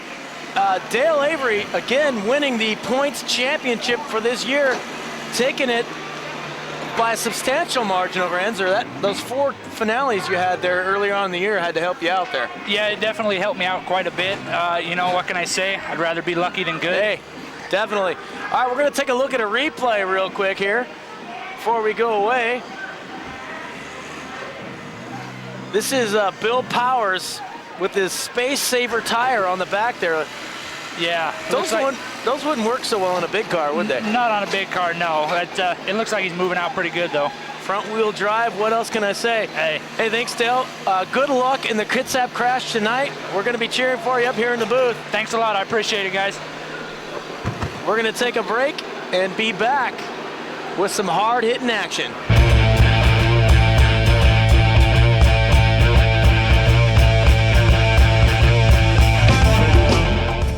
Racecom Electronics, providing communications equipment to military, government, corporate, and special events for over 2 decades.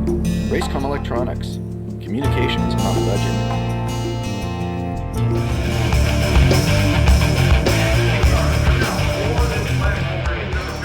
If the amount of gas in the tank of your car determines its Blue Book value, you might be a demolition derby driver. Welcome back. We've had enough time here. Everything's flowing so smoothly that we're doing a flagpole race. Now you see there's a 5th tire, and that one right there in the middle of the 2 on the north side of the track. And this is a flagpole race. As the cars come around it, as the cars come between turns 2 and 3, they will have to do a lap around that tire, and it will definitely throw a fly in the ointment. And we were talking about that mini car points championship. It all comes down to this race right here. 5 cars on the track. The 59, Tony Timlick, the pink bumper right there in the front. Right behind him is Mike Lester, the 63. They are neck and neck right now tonight. Lester currently enjoys a 3-point points lead.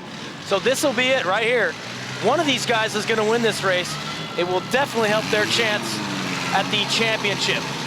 It's Tim Lick, it's Chris Rowland, it's Mike Lester, Rick Hicks, and Amanda Butler. And right there, Lester takes out Tim Lick, but Tim Lick quick on that trigger into reverse. Tim Lick doing himself a favor when he got spun around, whipped her into reverse and hung with it. And Lester getting beat up here. I'm telling you, these guys know what's going on with the points. They know what's happening. Look for one of them to take each other out. Mike Lester in 4th place, being tossed around like Richard Simmons in the Blue Oyster Bar as we started the flagpole race. Yay! Come on, everybody!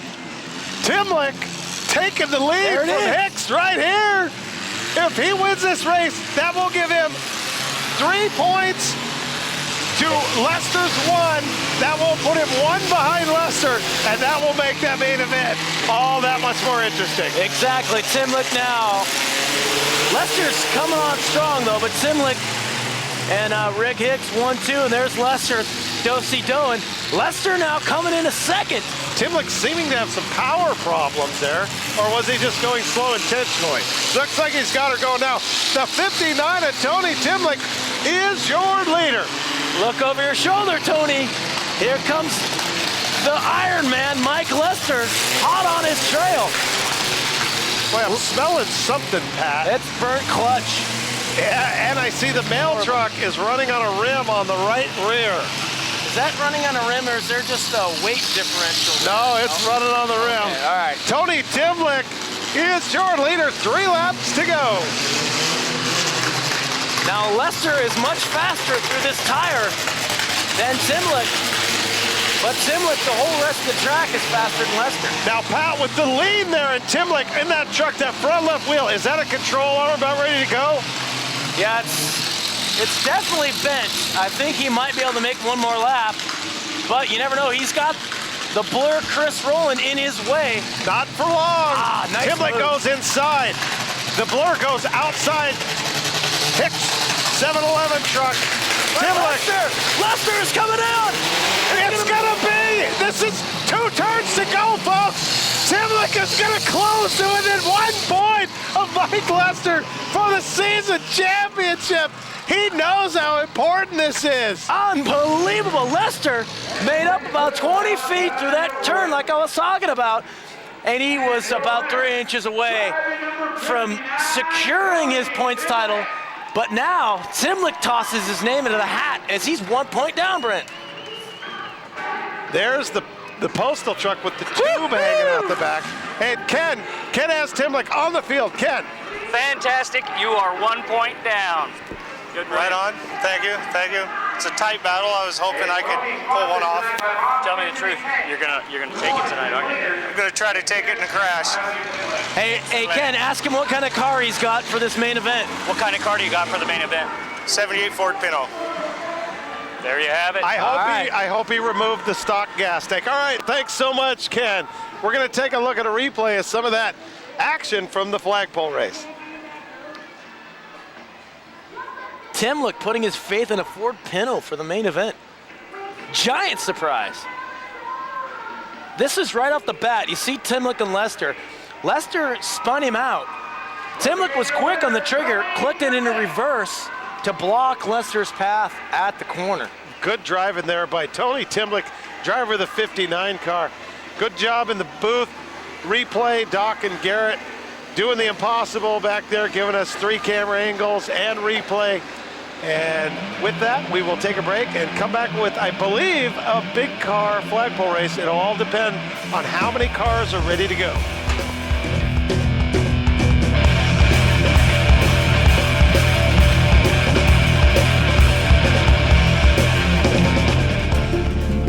Crazy Eric's, drive-through style dining for the whole family, located at the fairgrounds, Belfair, and Navy Yard City. Nostalgic food, family fun, Crazy Eric's.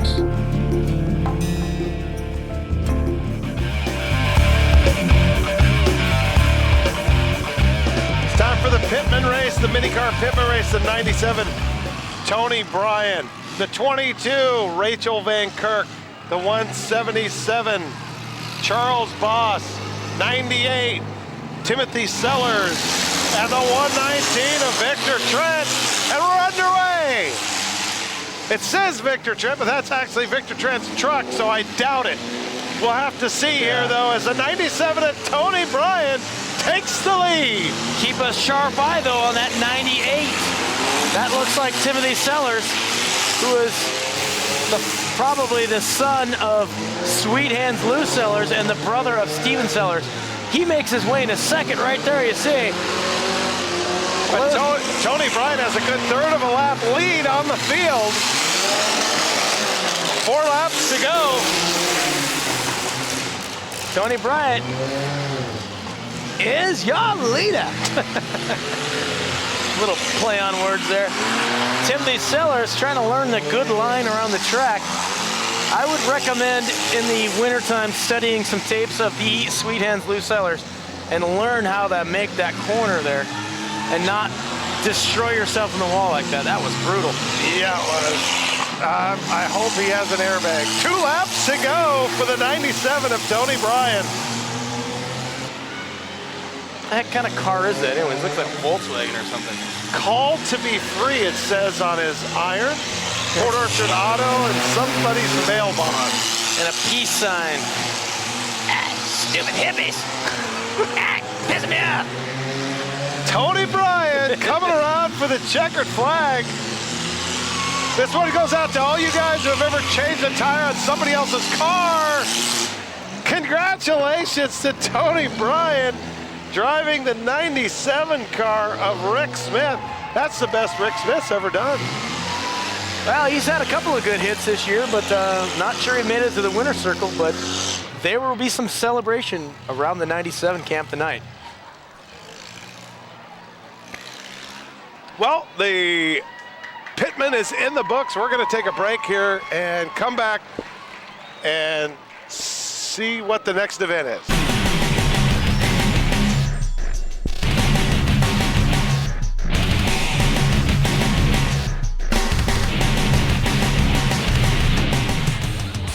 Promotional consideration provided by Advanced Rentals of Silverdale.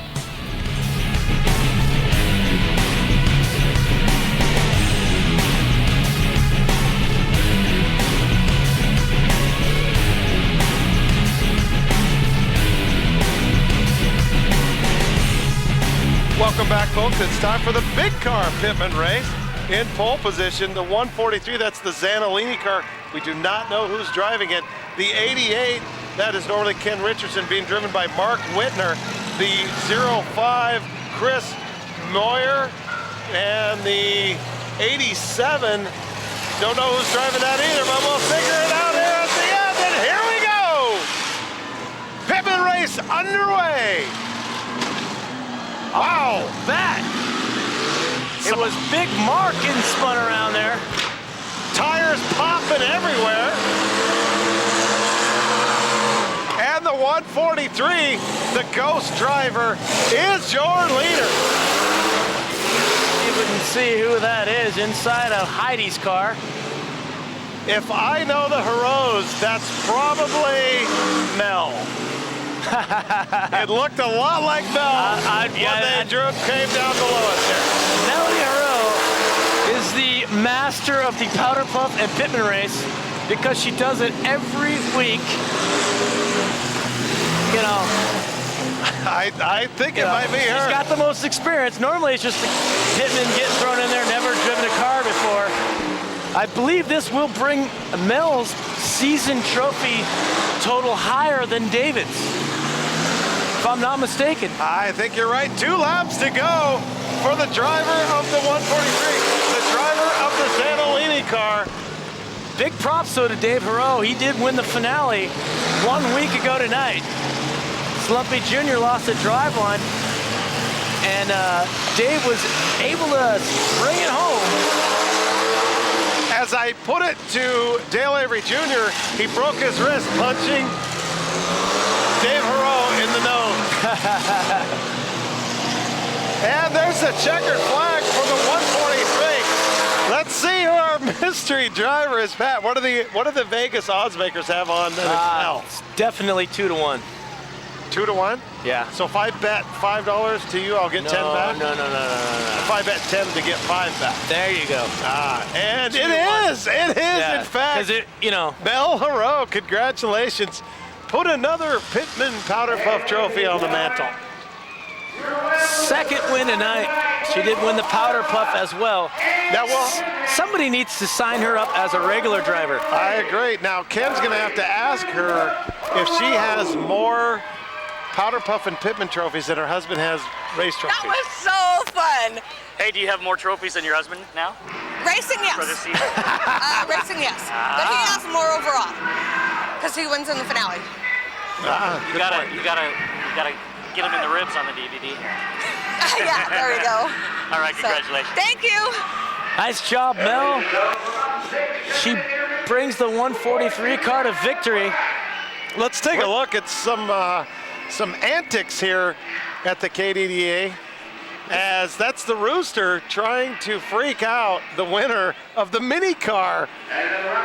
Yeah, Kelsey in the blue shirt, Rooster up there being a zany self, and there's the Rooster again, as that is, I believe that's Heidi Zanolini, is that correct? That's, maybe I'm wrong. The actual? No, I'm probably wrong. Yeah, a little tiny. She looks a little bit younger than the Chinese gymnast from the Olympics. All right, we're going to take a break and come back, I hope, with the mini car Kitsap crash. Got a little couch potato? Check out Banks Lake Lodge. We have fun summer activities for the whole family. 20 minutes north of Moses Lake, Coulee City offers nightly laser light shows at the Grand Coulee Dam, hiking in the old caves, and 28 miles of the best fishing in the state. Directions, rates, and information on local attractions are available at bankslakelodge.com. Things to my belly opened eyes. It's a wonder that the beach patrol did take me in last night. I don't know how this started, but it always ends up like this, laying 3 feet from an incoming time. We're back here. It's the mini car Kitsap crash. All the marbles on the table here. Mike Lester brings out a fresh Toyota. He enjoys a 1-point lead, but he's smoking already. Lester again enjoys a 1-point lead over Timlick in the 59, who's got a fresh Pinto himself. Brent? Well, with this Kitsap crash with a $1,000 first place payout, anything's going to happen, and you're right, Pat. It couldn't get more dramatic than this. Your mini car points champion hinges on the results of this Kitsap crash. And Lester's already got his go-go gadget smoke screen going. Let me break it down for you real quick. Lester leads by 1 point over Timlick. 3 points go to the winner, 2 points to second, 1 point to third, and nada for fourth. So Timlick has got a place, and Lester cannot. And Lester, I'm telling you, he's blowing a cylinder already. A lot of smoke coming out of that 63 orange wagon. That's the number 3 cylinder. He hits Timlick before the race even gets going. He knows what's in store. Now, this is going to be a case where Timlick should see that Lester is hurting and should kind of try to keep himself in shape, right? Battle maybe a little sandbag. Timlick just needs a point here. As right across the middle, you see Lester getting into the action. As Lester's smoke screen has engulfed, as Timlick gets nailed.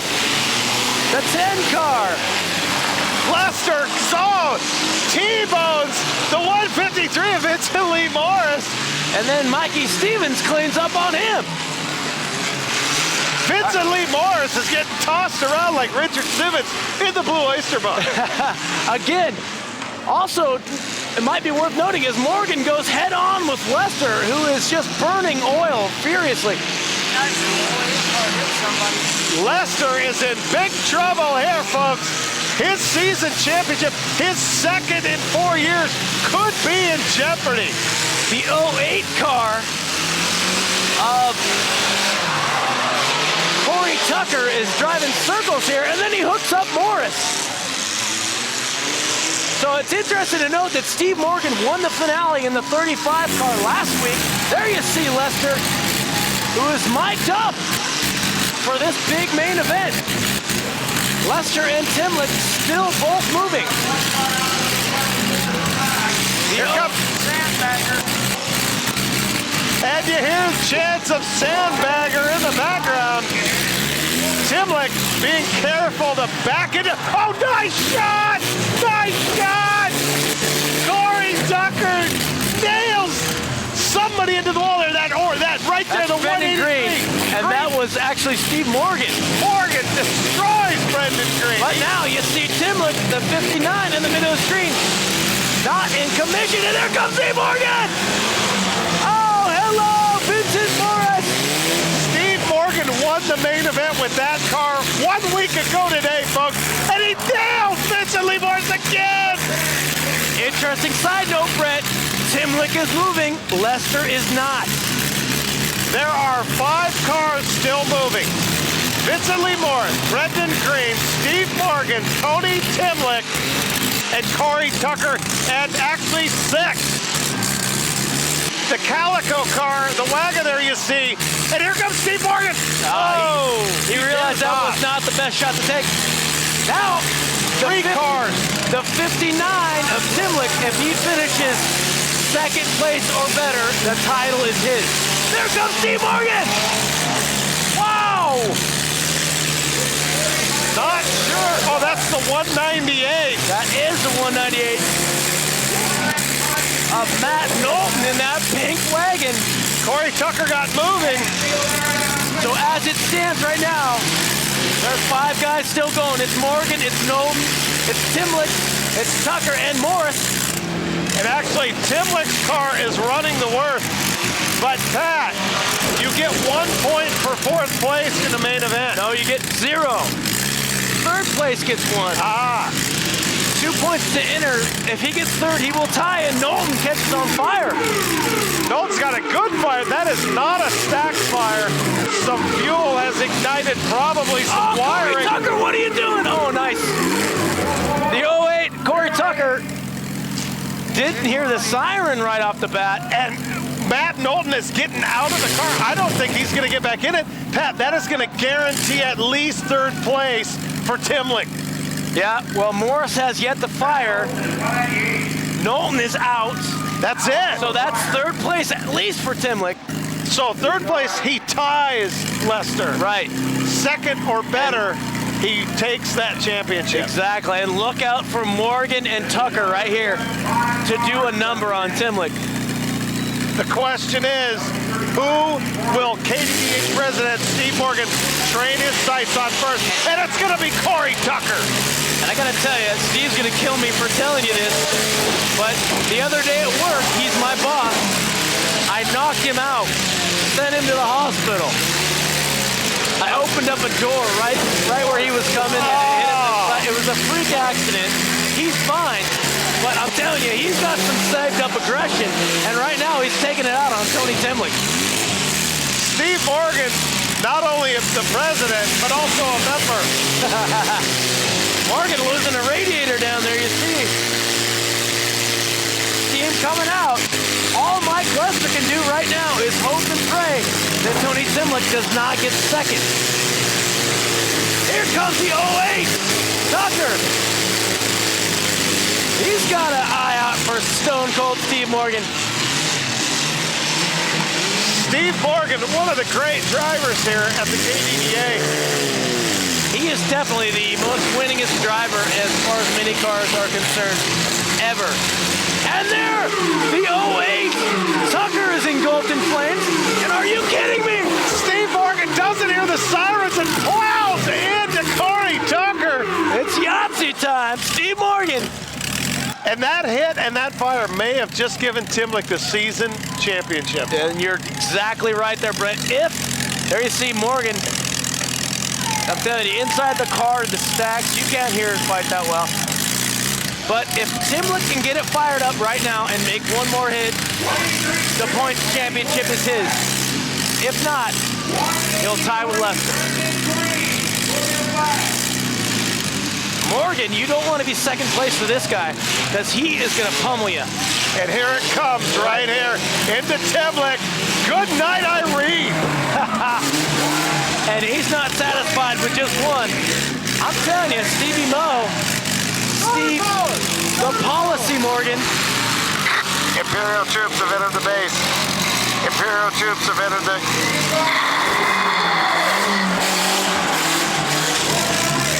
The Battle of Hoth is over as Steve Morgan will give the fans one more. Morgan, Morgan, Morgan, Morgan, Morgan.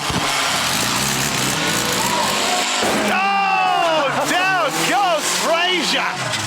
Down goes Frazier. It's all over. Timlick getting some rocking going there. He was hot wired. He's going to hit him head on. Directly on the forehead. Timlick is going. Timlick is going. If he can make one nutty hit, it will be his. He can hit Corey Tucker. That's all he has to do. But I think Corey Tucker's flag is going to go long before. Remember, folks, in KDDA, you have 2 minutes to make a hit. And Corey just pulled his flag. Timlick needs a hit. Oh, the drama. Timlick needs a hit. Morgan gets him. Oh, it's a rollover. This one is over in dramatic fashion. That is it. There's no recovering from a rollover in a main event.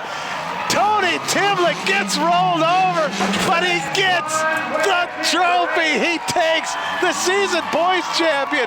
The 2 points he needed for second place. That's all she wrote. We'll see. I don't know what the judges are going to say if he made a hit before 08.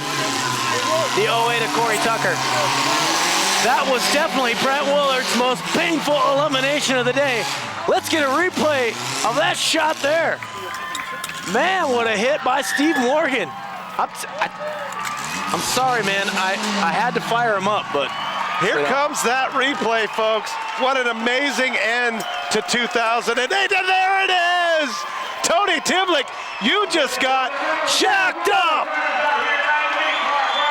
Listen to the roar of the crowd! Steve Morgan once again destroys the field. Appreciate it. 2 finales in a row for Steve Morgan in that car. Toyota Corona 4-door sedan. Tony Timlick was actually mic'd up, and that is going to do it for Tony. Ken, let Tony know unofficially we have him taking the season points championship in that event.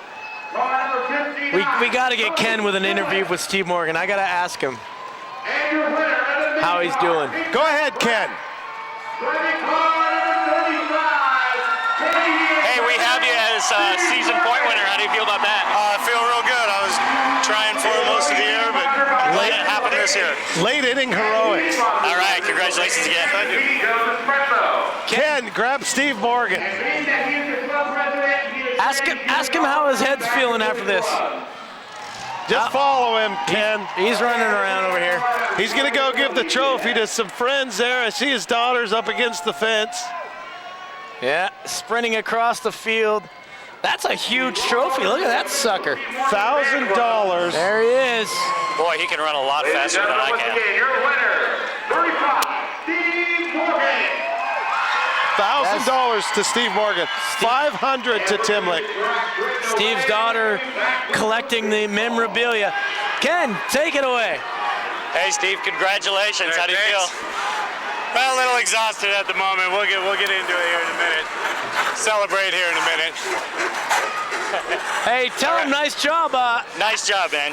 Hey, thanks. I appreciate it. I brought out a junk car and got something good out of it. You had some phenomenal hits there at the end. Just kept going. Did you know he was going to start moving again? It was okay with me. I would have went at it all night. Hey, I was Ken, ready. Ken, tell him that Mr. Mopar says, how's the head? Yeah, I got it. Mr. Mopar says, how's the head? Oh, the head's doing good. Tell him thank you. Look, let's take a look at a replay here. Some more of that incredible action in that mini curve maid. Boy, I hope the big curve maid lives up to this. Oh, definitely. This carnage is scattered. Some Metallica Seek and Destroy in the background. And I'm telling you, you don't want to be second to Morgan, and that's the reason. Look at that. Ah, you see the head. I tell you the key, folks, in watching a slow motion instant replay, maybe if we can rewind this and do it again, is don't look at the impact of the cars. Look at the driver in the car that's being hit and watch what his body does. You'll see, guys, I've seen foreheads bounce off the steering wheel, back off the headrest, back off the steering wheel. I've seen guys, we've seen Kevin Smith go in a T-bone. His head went into the passenger door, then back out the driver's window. Yep. That's how you can tell when you've been jacked up. All right, we're going to take a break. Oh, well, strike that. We're going to take a look at one more replay here. Here's Morgan again, pummeling the rest of the field. This is Timlick. I'm sure he's going to get lit up again. And you see Morgan, he's choosing his shots. He hits the axle there. He's hitting the front, he's hitting the back. He's hitting right in the tires. Nice job, Morgan. What a great event, folks. We got the big one coming, the granddaddy, the big car, Kitsap Crash, the biggest destruction derby in Kitsap County in the year after this.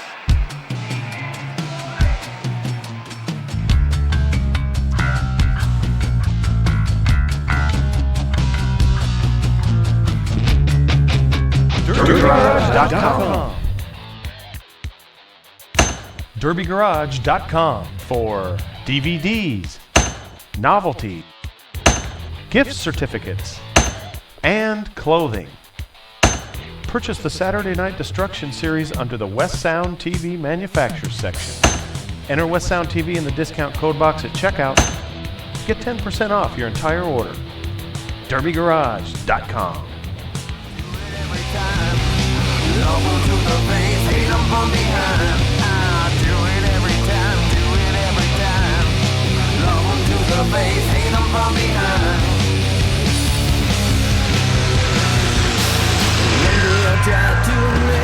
Welcome back, folks. What an incredible mini car main event.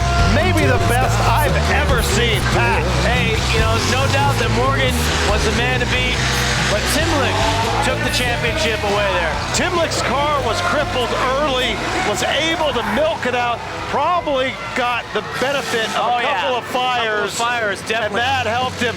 And when was the last time you saw that kind of late inning heroics getting exactly the place you needed to win the season championship? Definitely. Huge. So, but right now it's time for the big car Kitsap Crash. Several cars out here. There you see the 130 Travis Kowalski. No signboard, Steve Harris. The 30, Joe Kowalski.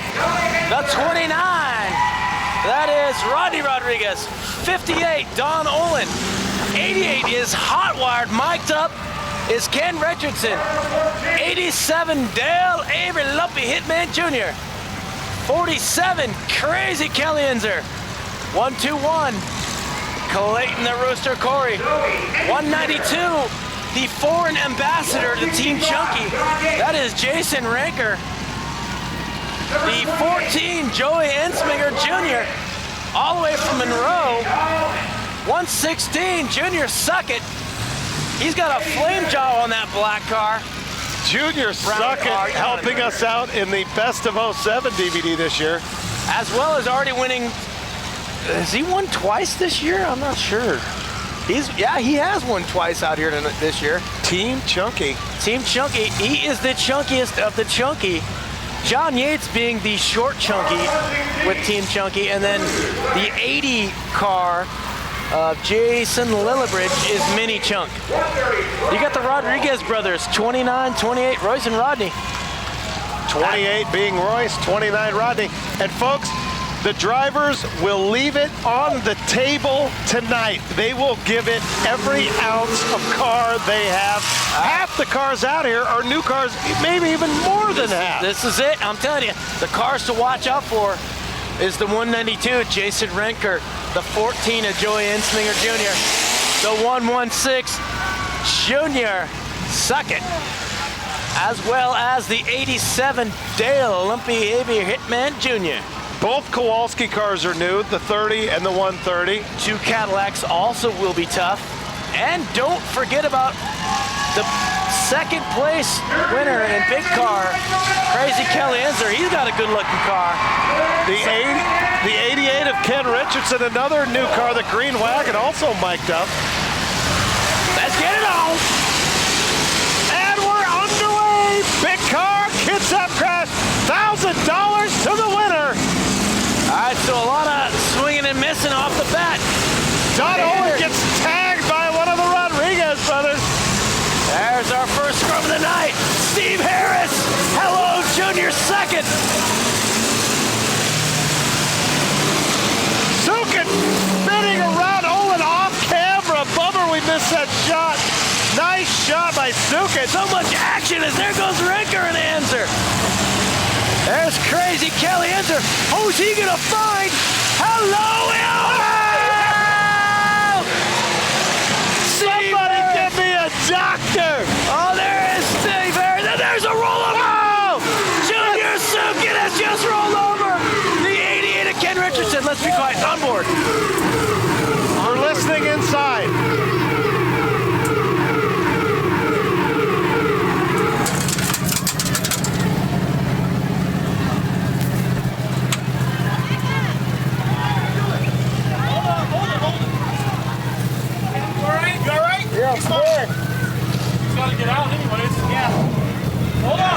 All right, he's okay. Ken Richardson is okay. Junior was still hooked up with him. Richardson's all right. So the Madden curse continues. If you're mic'd up, it's bad news, friend. I hate to say that because we need to have guys with the mic, but it never fails. You get mic'd up, you get a kind of a bad luck here. Yeah. Unfortunately, you're right, Pat. All right, so as we look over the field, the guys I've talked about, Renker in the 192, Sukin the 116, Ensminger in the 14. You got Don Olin in there. You gotta get out. As well as the Kowalskis. He's got to get out. They just heard him. If you get rolled over, you're out. If it was a race, you could keep going, not in a main event. Whoa, cars starting to move. Whoa. These guys know what's at stake. A little jumpy on the gas pedals there. All right, so as we continue to sift through the pretenders, it's going to get down to about the 4 nastiest guys you've ever seen Derby. And then we're going to see some fireworks, folks. Oh, that's all right. Get all turned up. All right, we're going to mic down the 88 because it's over. Here we go. Joe Kowalski. Here comes Sukin. Oh, Don Olin. Here's a sandwich. The Malachi brother crunches issued by Steve Harris and Junior Sukin. We have another stoppage. Could be an injury. It's Don Olin, the Malachi crunch. The Malachi crunch did him in there. Don Olin in the 165. Kowalski doesn't know. Don Olin sorry, not the 165, the 58, the blue car without the, there you go, without the sideboard. He's climbing out on his own. That's the good sign. Interesting side note. Even though Kowalski could not hear, he did hit Dale Avery Jr. in the yellow 87. And Olin shook the hands of Sukin to say, hey. A good hit. But I'm telling you, Lumpy is a little bit perturbed at Joe Kowalski right now. Let's take a look at that yellow car. I'm sure he's going to dial up Joe. Junior has a way of letting drivers know when he's not happy with them. That's the beauty of Demolition Derby. That's it. And I'm telling you, he's going to find him. Here comes Rodriguez. Oh, right on Renker down there. The Rodriguez brothers are quickly becoming fan favorites here at Thunderbird Stadium. Here comes Sukin. Oh, he He did dial up Joe Kowalski. Kowalski's got a target on the back with a 116 Chili Willy. Here comes Jason. He's going to tag the younger Kowalski, Travis. All right, now the field is still strong. Here comes Junior Suket. Oh! Joe Kowalski dialed him up right there. Joe Kowalski saying, not in my house. But here comes the payback. Junior Suket, the payback! Oh, nice shot on the rear end of Joe Kowalski. It continues to go from one end to the other. The 116. Oh, man! Junior jacking up Kelly Enzer in the 47.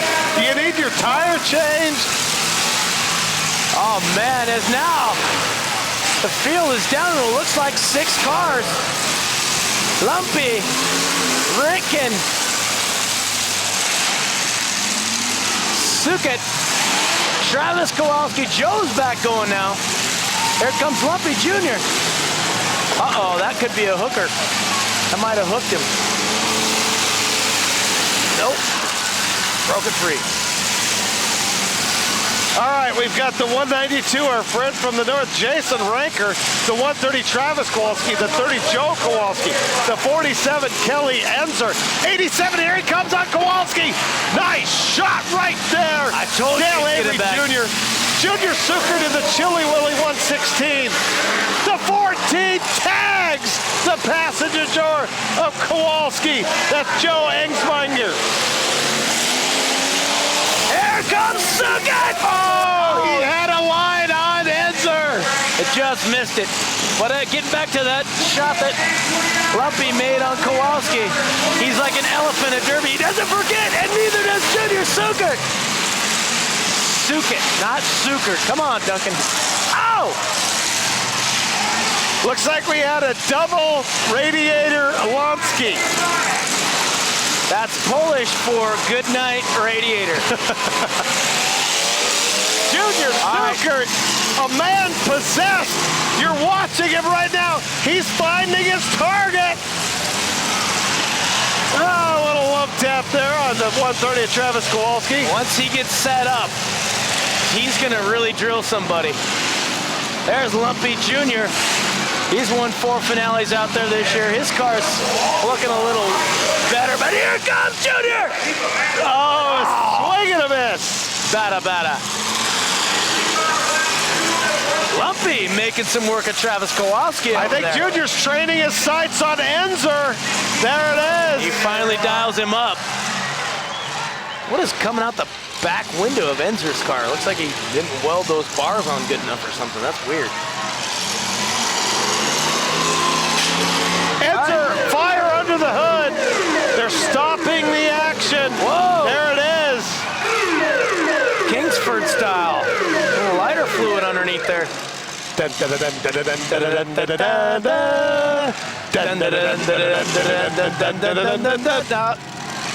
you see. There it is. The patented Brent Willard wholesome goodness. So now, all the money on the line. The best running car is clearly Junior Suket, the 116.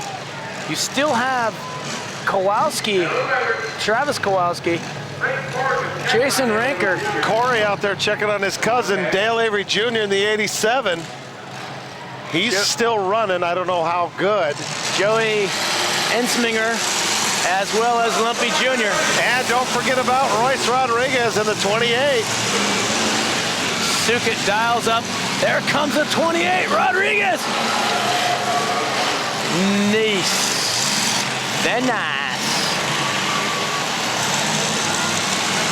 There's one guy with a car out there that will not be beat. It's that one right there. He is just gonna dial somebody up. Who will it be? It's gonna be Travis Kowalski, I think. Junior Suket rolling up the back of Travis Kowalski's 130 Cowmobile. Junior setting up for some half-track shots. The 116 being driven again by Junior Suker. Coming in. Oh! Front right, front left, corner panel shot. Kowalski is ruined. Here. Man, he's taking it out of the Kowalskis tonight. Sukit now is going to look for Travis as he comes around. Sukit running way too good at this stage of a derby. You got two Kowalskis. And he gets Travis right there. And you know what he's doing, Pat? He's going for those axle shots. Now, interesting side note, Team Chunky is going against Team Kowalski here with an Avery thrown in the middle. Well, Royce Rodriguez in the 28, if he could get his car running, he is still in this thing. Good night, Joe. I'm sorry, but this will do it. Oh! Team Chunky on Team Chunky. Brown on brown violence. Junior Suker and the 165 John Yates. There it is. Nice there it is. Shot. Normally, host the Canadians when they come down for the Can-Am football game. Good friends. And Jason Ranker in the 192 coming down for the Kitsap crash from Canada. Canada, eh? All right, now. Kowalski has just been told to pull his flag. That's Joe. Almost a rollover on Rodney Rodriguez, who's pulled his flag about 15 minutes ago. Dale needs to pick his targets a little more carefully. Joe Kowalski, well, he was kind of getting pushed by Sukit there. So the final four will be Travis Kowalski, the 130. He's out of commission. The three remaining running cars is Lumpy Avery Jr., Junior Sukit, and Jason Ranker. And I tell you what, folks, it is scary to see just how good Junior Sukit's car is running at this stage of the Derby. Because once either the 192 of Jason Ranker or the 87 of Dale Avery Jr. gets stopped, and here comes Sukit! Oh! Top 10. Give me some help with the luggage. Top 10, no doubt, hit of the year right there. Good golly. Once? Woo! Okay, Joe Kowalski has just been told to pull his flag. They're trying to tell him that a while ago. Travis has got four. Here comes Junior. Dingo! My goodness, look at that thing. So it's going to come down to Sukit and Lumpy Jr., looks like, because Ranker is done. Lumpy is still running. Junior, if he can get out of this, then there he goes. Oh, yeah. Dale Avery Jr., get ready, buddy. Here it comes. Prepare to be jacked up. I'm not sure if the steering is it working in? Yeah, he's good. All right. Man, here it comes. Here comes another one. Oh, straight on driver's door. Yeah, in all fairness, though, Lumpy did hit him just about 2 minutes ago in the driver's door as well. So. Okay, so down to two. This is it, folks. And here comes Junior Sukit. A lot of respect between these two drivers. Lumpy's won 2 this year. Sukit's won, or Lumpy's won 4. Sukit's won 2. Sukit's won head to head. Been in. Head to head, though. You got to give the nod to the 116 Chili Willy. Here it comes. Rich Burr, enjoy this one. Oh! I can see him right now in his living room. And Junior's gonna continue to pile it on. He's kind of resetting his counter right now. It's good night, Irene. Looks like $1,000. Look at the back wheel of Ranker's car right it's there. Amazing. That thing is, oh man. The 192 is hammered. I don't know what they build these cars like in Canada. but they have a knack for making them fold really strange. Their metal's a lot colder up there. Exactly. Just wondering, eh? And you hear the roar of the crowd, sensing it is over, whether the timers have stopped or not. Junior Sukut is going to walk away with another victory. And listen, they want to see another whack. Well, while we're waiting, let's take a look at a replay. And there was plenty of action to look at again. Unbelievable. Smoke settles to a haze. This is Sukut now. This is where he tacos the back of Ranker's car. Look at that! Oh my goodness! I don't know what kind of, like I said, I don't know what kind of metal they got up there in Canada, but it's official now. Well, they're filing out of the stands. There's Dale Avery Sr., the D-man, as it were. So, again, though, check this out. The mini cars, you had Morgan winning. The second place, Timlick took the points championship for the season. Now, the big cars, you have Junior Sukut winning, and then you have Lumpy Jr. getting second, who also takes the big car points championship. Yeah, it's a great night as you see Kowalski and Dale Avery Jr. there. Oh, nice flop of the tire. And here comes Junior Sukut and another one of his classics. Oh, man, and that whole back end of that Chevy that Ranker was running, the whole back end was done by Junior. If you could get a close-up of the 192 as it sits right now, all the damage was done by Junior there in the green shirt. Look at that car on the left. The 192, the wheel, everything is just consumed into the back seat. I don't believe that's what the machinist in Detroit had in mind when they built that car. Oh, man, no doubt. There it is. Look at that. All that damage of that brown 192 done by the chunkiest of the chunky. Team Chunky takes the first and third here in the Kitsap crash. Folks, thanks for watching. And Ken, actually, let's go down to Ken Nelson, who has Chunky. Here we go, Brent. All right, Junior, the Trophy Girl's favorite driver. How can you go wrong with that? How do you feel about it? I gotta love it. It's all about the fans. Give them a show. It's what we're here for. So, what else can you say? Just go out, hit hard, have fun. Fantastic. Absolutely, absolutely. Hey, and Pat, ask Team Chunky the how originator of the Pope Mobile, right here. There it is. Hey, Ken, ask Team Chunky what he plans to do for next race. Hey, what do you plan to do for next race? We have the 10-on-10 challenge, so time to build a new car, it looks like. So come back and get some more. Hey, this car did really well. Were you surprised that it was in such good shape so late in the race? A little bit. After I know what it looked like before I even started, and it wasn't looking too good, but it held up extremely well. So I'll take what I can get. Great. So, all right. Congratulations. Thanks, guys. All right, thanks so much, Ken. For Ken Nelson and Pat Duncan, I am Brent Woolard saying thanks for joining us tonight, folks. Stay tuned. We will see you again. Oh, again? Well, please, Your Honor, you must forgive me, as I haven't slept a wink since yesterday.